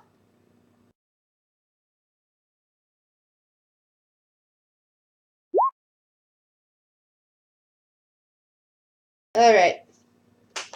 Who's next? I'm just quickly writing something out that I was gonna send you either in a private message or whisper to you, Grizz. It's just basically the exact prayer that Green is saying, because he's not necessarily praying; he's more actually trying to send a message to his father, basically. Alright. Roll a That- religion check. Okay. Religion. 13. You don't seem to get any response, regardless of what you were sending to your father. And Galdar, please do the same. Roll a religion check. Could I use my inspiration for that? To re-roll that? Yes, you may. Things No, seem never mind. quite silent for you, Galdar. Yeah, it's more out of habit than looking for an answer right now. Alright. Anyway, long day. So, Anna, are you staying in that room? Oh yeah, I'm staying in here playing with my mandolin. I might have grabbed something from the kitchen on the way up, or I'm waiting for The way dinner it's or whatever. it's like a one-story place. Oh, then I'm just waiting for food then to be Alright. ready. What about okay? So, anyone else doing anything? I would just talk to Anna. That would be the only thing I would do. Because I think Anna could use some help in the kitchen and such. Kurt, did you say something? When the food's ready, I'll take it to Anna. Just so I Alright. can check up on her. I feel like I'm the one she is least angry at right now. So, as evening rolls around, the food is prepared and put out into bowls. Kurt apparently takes one and goes to Anna's door. I knock on her door. And you hear some scratching and shifting as I remove the dresser from the door to open it. Are you good over there? Yeah. The raven is currently sitting on her shoulder and is eyeing you hungrily. Yeah, I was just wanting some quiet time. Did you bring any extra food for my two little friends by chance? Let's say I did. Because, well, because Grizz said I only took one, but, Well, you said you were only running food to Anna. You didn't say anything about the other two. that's true. Well, let's just say I did. I sent a glass of the red dragon stuff with Kurt to Anna's room. Yeah, say- I'll just have like a tray or something with the. And tell him to say Portions that for- there's more of that if she'll come out. But yeah, I handed her the food. I told her I just figured I'd come check up on you. You're kind of by yourself for a while, so Well, today has been a stressful day. What I with know, trust me. you I've been through- passing out, Brain passing out, myself passing out. I was a chew toy, and I still feel like I've got a couple of chew marks on my side. You might. Trust me, I've been through stuff like this before. So, Like I said, I used to be a federal agent. I used to go places, solve problems, and deal with shit. I met Aki on an assignment 10 years ago. He was still a kid when I first met him. but didn't we make an agreement no more flasks of oil? Not to be thrown Molotov cocktail style. True, but at the time there really wasn't anything I could do. That's the only thing I could think of to try and protect you guys and to make sure that, that thing didn't kill any of us. We've had That's why so many of us die on this journey, both before me and during me. How You about we try to keep that to a very minimum? Yeah, GM will remark, you guys have lost 4 PCs in this game. I'll tell Anna, like, at least you and nobody else in this party got killed because of their stupid asses. I knew a guy a long time ago when we were investigating this town where we first met Aki, who poked a monster who was just chilling on the ceiling, minding his own business. He poked him with a fucking sword and got his stupid ass almost killed. And I threw a rock. Yes. And then I So- run straight into the face of a werewolf construct and got turned into a chew toy. That was both So- brave and stupid. I actually applaud. I don't see myself sticking around very long either. You know what? Not with that attitude. Do you think I expected to live as long as I have? Doing the things that I do. You could at least be a little more concerned about your own well-being. I'm at the point in my life where it just doesn't matter. Let's just live life as it comes, live it day by day. And yet you were told specifically you will get to ascend one day, so you're still gonna leave this world, and what does that leave? What does that leave us? Because you and Green will be gone, and the rest of us will be left to wander around, wondering what we're doing, and I will be left with no one with nothing. Well, in regards to Biddy, he'll be around a while because he's a high elf. But just keeping this in mind, if and when I do ascend, I will keep my eye on you, and I will personally make sure that you're taken care of. Because I like you guys. You're a good group of people. Nowhere near as stupid as the people that I used to hang around with. You're a very brave person, Anna. Keep that in mind. You did what you did to protect your friend. So at this point in time, what I would do is put the food down for Piccolo and for Loki to eat, and then I would kind of step over Kurt and walk down the hall to go and get my own bowl of food. Aw, and here I thought you were gonna hug Kurt for his kind words. No. It's fine. You know, I brought food for you too.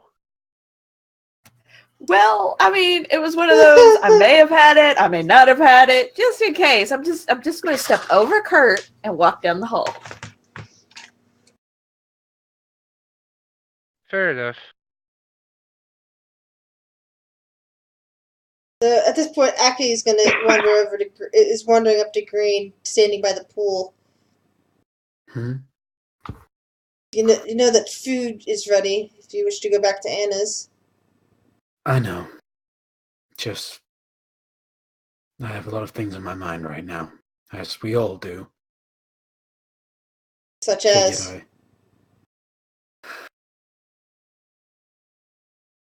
Green just pauses for a moment, just looking out of the water of the pond. He says,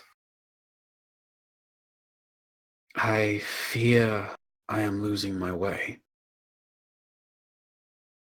in what sense? In general, as to who I am. Typically, I have always had a grasp on my anger. I've never let it control me, as I was taught back at the clergy. But these past few days, it has gotten to me. And because of my anger, it has endangered the lives of my friends. When I try to ask my father what to do, I get nothing because of this land. He nods slowly. I don't know what to do. Aside from press on, I guess. Anger can be quite destructive. It can consume you, turning what was once a good person into something evil, hideous. I know. Found stories of one who was once a good person who did a lot to protect others around themselves. And then they died in what they considered to be a very unfair way. And rather than move on to another plane, they held on to their anger and it burned even as they lay dead, until finally it rose back up and consumed everything around itself, including things it once tried to protect in life.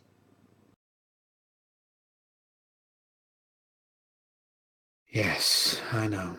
I will try and keep a bit of grasp on it. For the Is there a yeah? Then yes, Kurt, you can come into in at that point since you'd be looking for Yeah. Green. Yeah, because I know the story that he's telling. So I pop up and I go, yeah, he's not wrong. I did not doubt him. He kind of looks down at his arms at this point and just kind of rubs where his wrists are hidden under his gloves. People make mistakes, Green. I've made mistakes. He has made mistakes. You're not perfect. See, that's the thing about growing up at a monastery or at a clergy. They they they teach you that you're better than most people because you have a higher level of understanding of how the realm works. You actually In hear my in Aki my chuckling a bit at that one. in my experience, after I left my monastery, I traveled around a lot.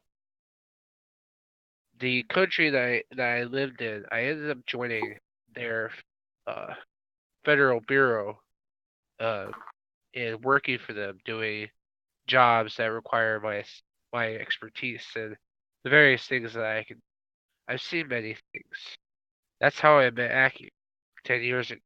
I was sent to his town, to this town where he had ran off to find him and bring him back, which led to us learning about his ancestor and what she had done. What she had done for what she thought was the right reason. But unfortunately, with the way they saw things, their view of things, it led them to do atrocious acts towards her, which left her bitter. Yeah. I understand. So, and you know, I was lost for a while too. I had no idea what to do with myself after finding out about my heritage, because I had no idea. I always thought that I was just a little guy, just there to fix things and make sure things worked properly. And now that I find now today of all times, I find out that I'm going to be rising up above everybody else. It's kind of weird. I spent all my time down at this level, and now I'm going to rise to this level.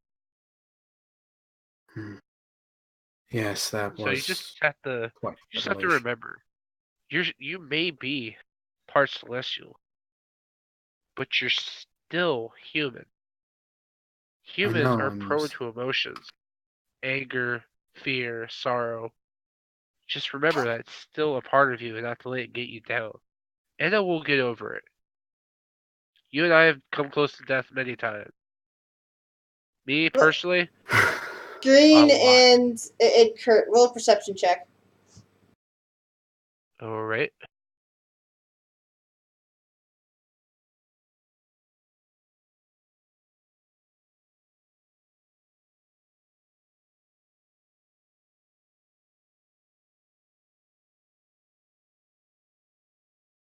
Alright, Kurt, you notice as you're Uh-huh. talking about this that Eki seems to be making weird faces that were apparently he's biting his tongue to keep himself from saying anything. Aki, I think you can trust. If you want to speak your mind, you know you can.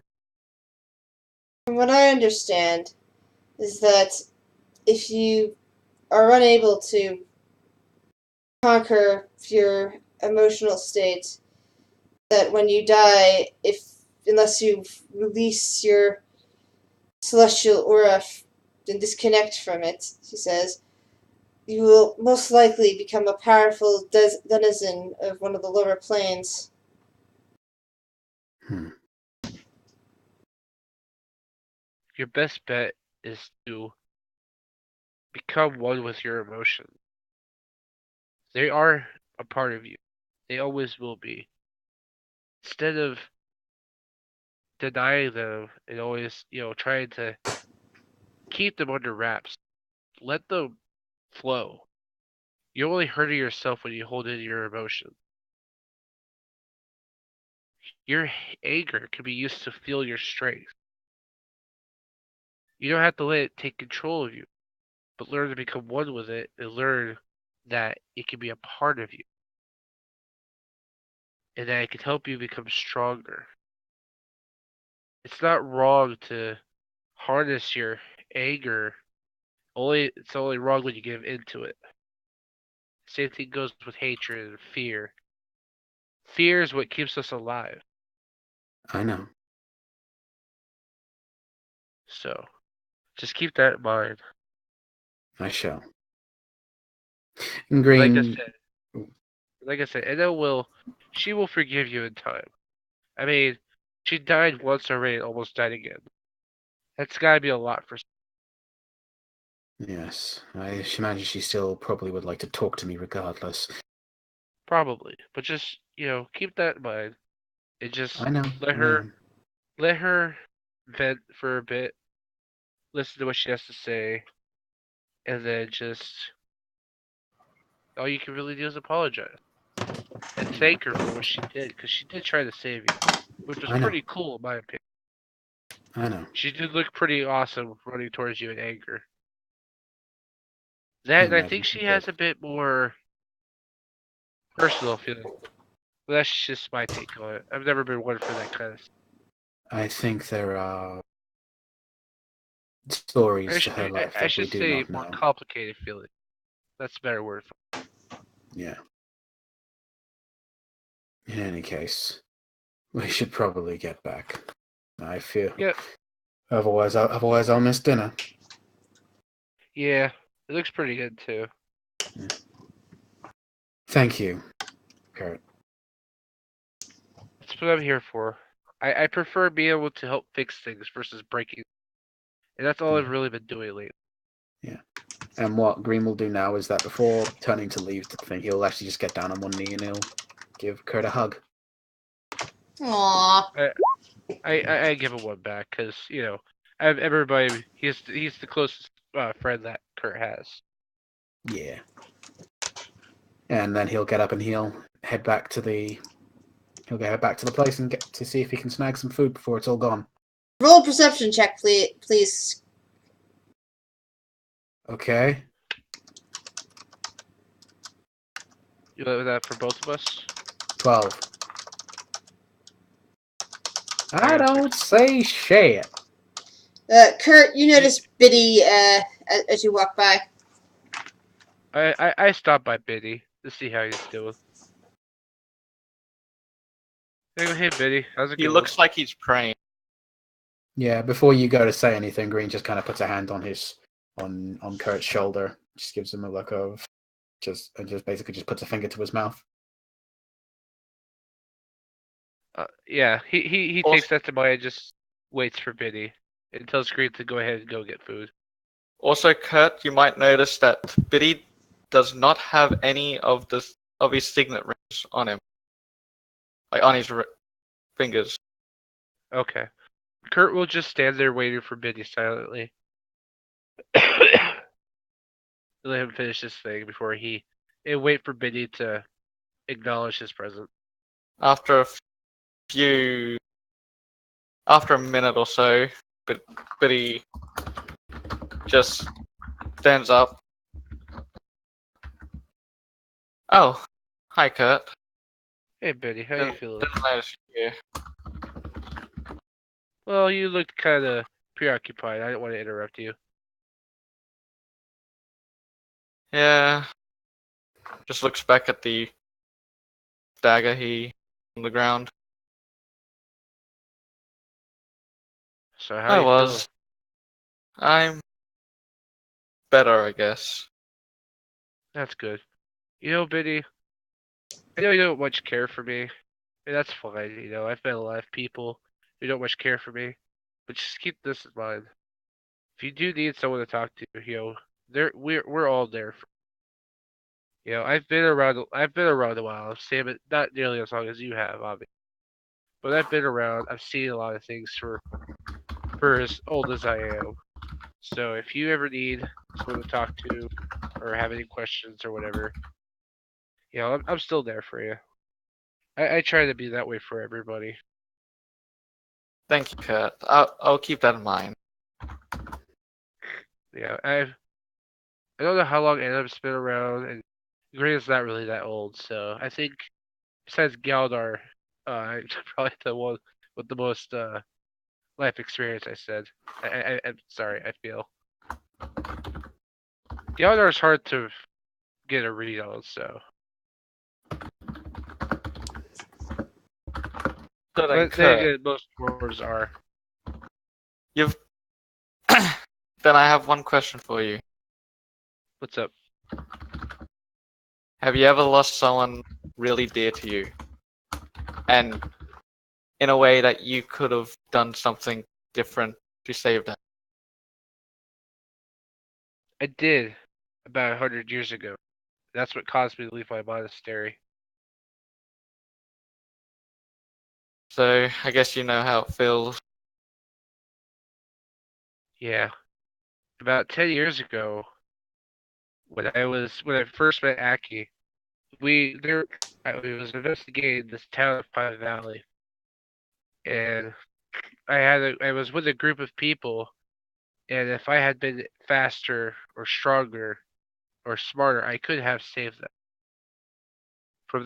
some from their own stupidity, others from the beasts that we had to face. So I've met a lot of people. I've lost a lot of people in my lifetime. It doesn't get any easier, especially if you feel like you're the one that caused the issue. The only thing you can do, and it's gonna sound kind of rough, is just to forgive yourself. Is to get over it, forgive yourself, and move on. Because unfortunately, there's nothing you can do to fix it. All you can But do is learn from it. what if you did cause everything bad to happen to people you love? All you can do is hope for forgiveness.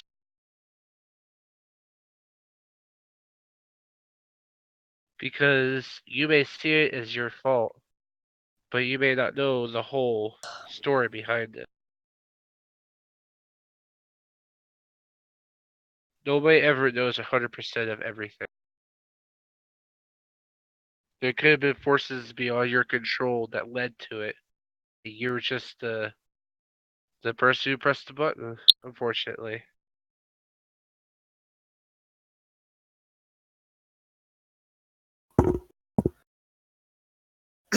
Well, anyway, shall we head back inside? Yeah, food's ready. Hopefully they eat it all. Hopefully not. Yeah. Uh. So yeah, me and Biggie will head back inside.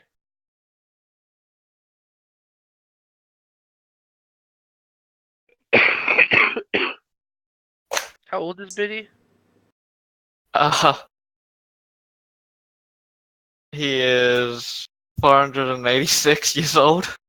Okay, that's what I figured. So, any more conversations people wish to have with each other?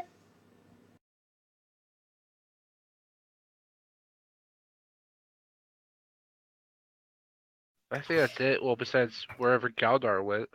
It's just there's the one that me and are having in chat.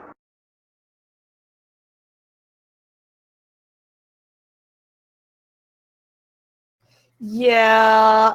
At this point in time, after staring at Graham for a second, I'd go, "Is that all you have to say?"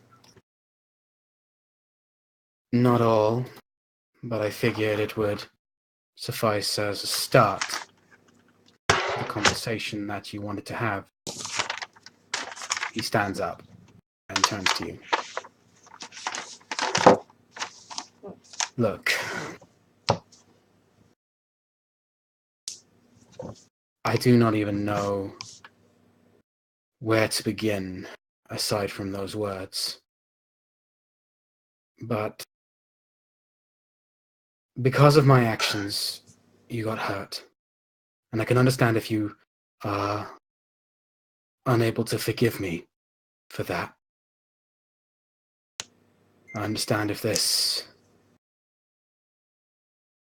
affects how you perceive me. But I am sorry for putting you in harm's way because I was foolish. And he bows, just gives a half bow and just doesn't right himself. He says, I ask that you forgive me, but do not if you feel that you can't. I'm sorry.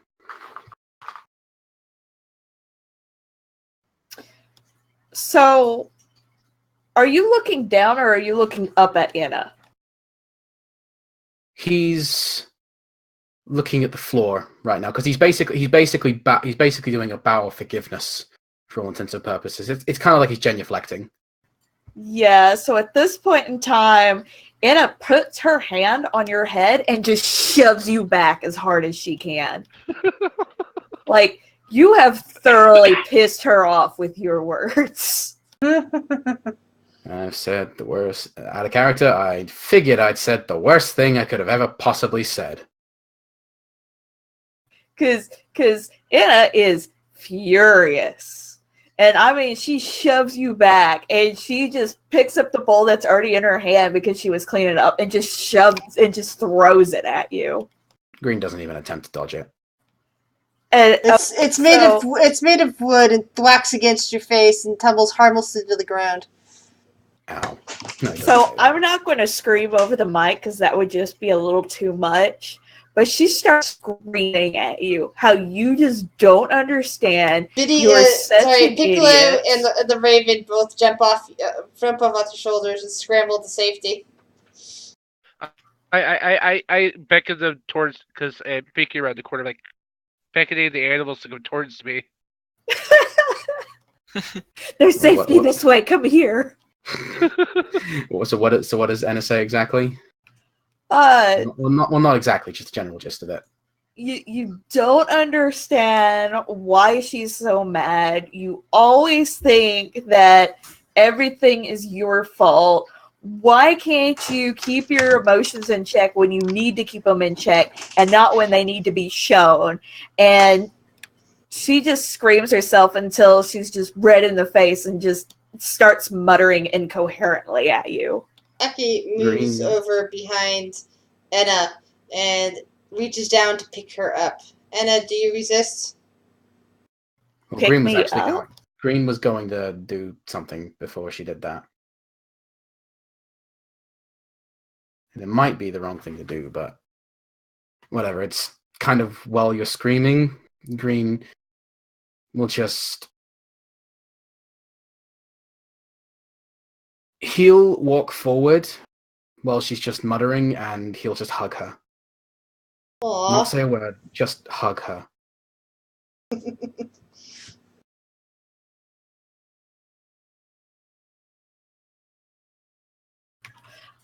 Probably at this point in time, Ina would just start crying.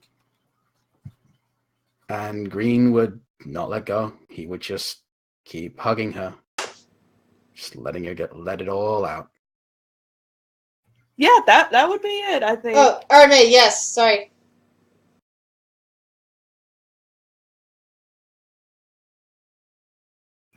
So yeah, there was this big brawl in the middle of the kitchen. You come back to the scene of Green tightly hugging Anna, a bowl laying on the floor. The animals off to one side next to Kurt. Aki kind of standing right behind Anna, looking like he's about to try to pick her up. I feel like the monkey is about the size of my head. Oh, yes, yeah, she possibly. is. Okay, and you're fine with that project I was working on? Yes, I am. I just, as I come in, I just say Green.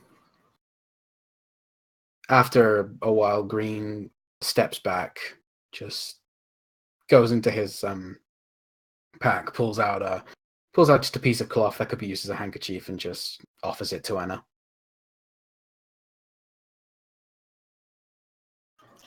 I take it with a little bit of a huff, like I kind of snatch it out of his arms or his hands, and then I use it. What did you do? Sorry, I lagged out there. Oh, I snatch it out of your hands, and then I use the handkerchief.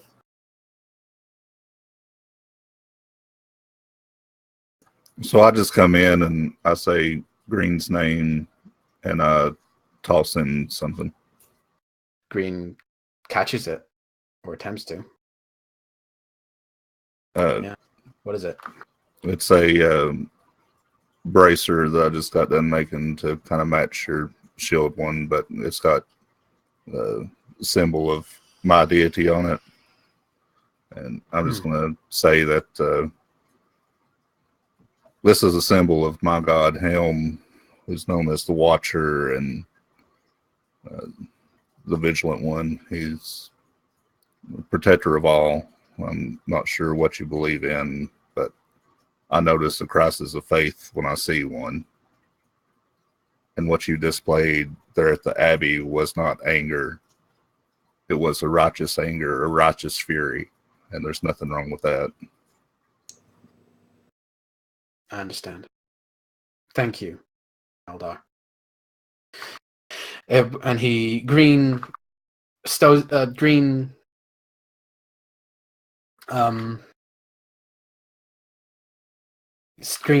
puts it on and just looks at it. I must confess I am part of a religious order myself, but thank you. I shall wear this. It's nothing special. It's scrap metal and some padding and leather that I found out in the forge. He still wears sew it. it together, you know. He wears it. I'm gonna go up to Anna, and I'm actually gonna pull something out of my bag and give it to her. And go, I know you're a music lover, Anna, so I'm gonna give this something I made a long time ago. And I had her a little music box that I have. It's something I made when I was much younger. Believe it or not, when I was about, I think, 20, I think, it's about 150 years ago. And I've kept it around with me because it reminds me of my home. I want you to have. It's not particularly loud. It's just kind of like a little tune to it. Kurt, I don't know if I could take this from you. I really appreciate it, but this is something that's truly yours. Don't worry about it. I can make another one. It's not that big a deal. Well, thank you, Kurt. I appreciate it. Like I said, I like making and fixing. I prefer not to break things if I have to. Just keep in mind what I told you. Okay. And remember, when we're done here and I head home, there's always a place at my home. And I could probably get you guys work too, doing whatever you feel like doing. That honestly sounds like an amazing idea. So, remember, live each day as it comes. And don't worry about dying. If you die, like I said, I'll make sure you're taken care of. Thank you, Kurt. And trust me, as long as I'm around, nobody's gonna be doing any dying anytime soon. Not before I do it. Well, I think you're a few people behind on that promise. Well, I didn't make them that promise. Well, except Fawn, but his death was out of my control. I hate to say this, he brought that on himself. Does Biddy hear that? I hope not. Biddy knows how. We've told Biddy how Fawn died. Yeah, but not the whole not making promises. Well, he did it himself. I'm assuming you're having this conversation in Anna's room, Yeah, I'm maybe. assuming they are. Yeah, we'll have it there. I'm sorry. I'm just like, what? He fell in a trap that I figured he might have. But I almost died that day too, so. Damn right you did. As did Green. Yeah, we all Nearly. died. And Ortovi. I had to drag both their asses out, damn it.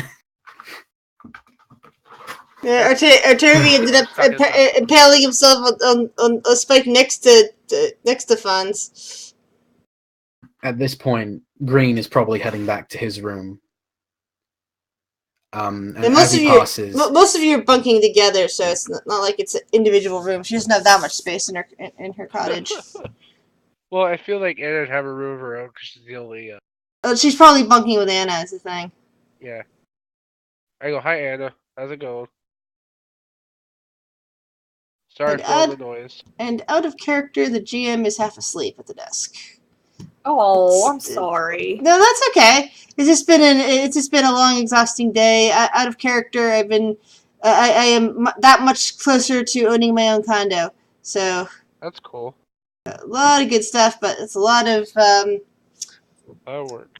Yeah. Sorry, I lagged out there. Have we ended the session or? Yeah, I'm half asleep, and it was like trying to find a good stopping point. Mm-hmm. Since characters are going to bed, they've had a lot of heart-to-hearts, they've had shouting matches, got a couple fights. Unfortunately, one of the characters didn't get to do much, because unfortunately the 2 fights you guys had was with stuff that couldn't be touched by regular weapons, so sorry about that. Well, it's like, it's not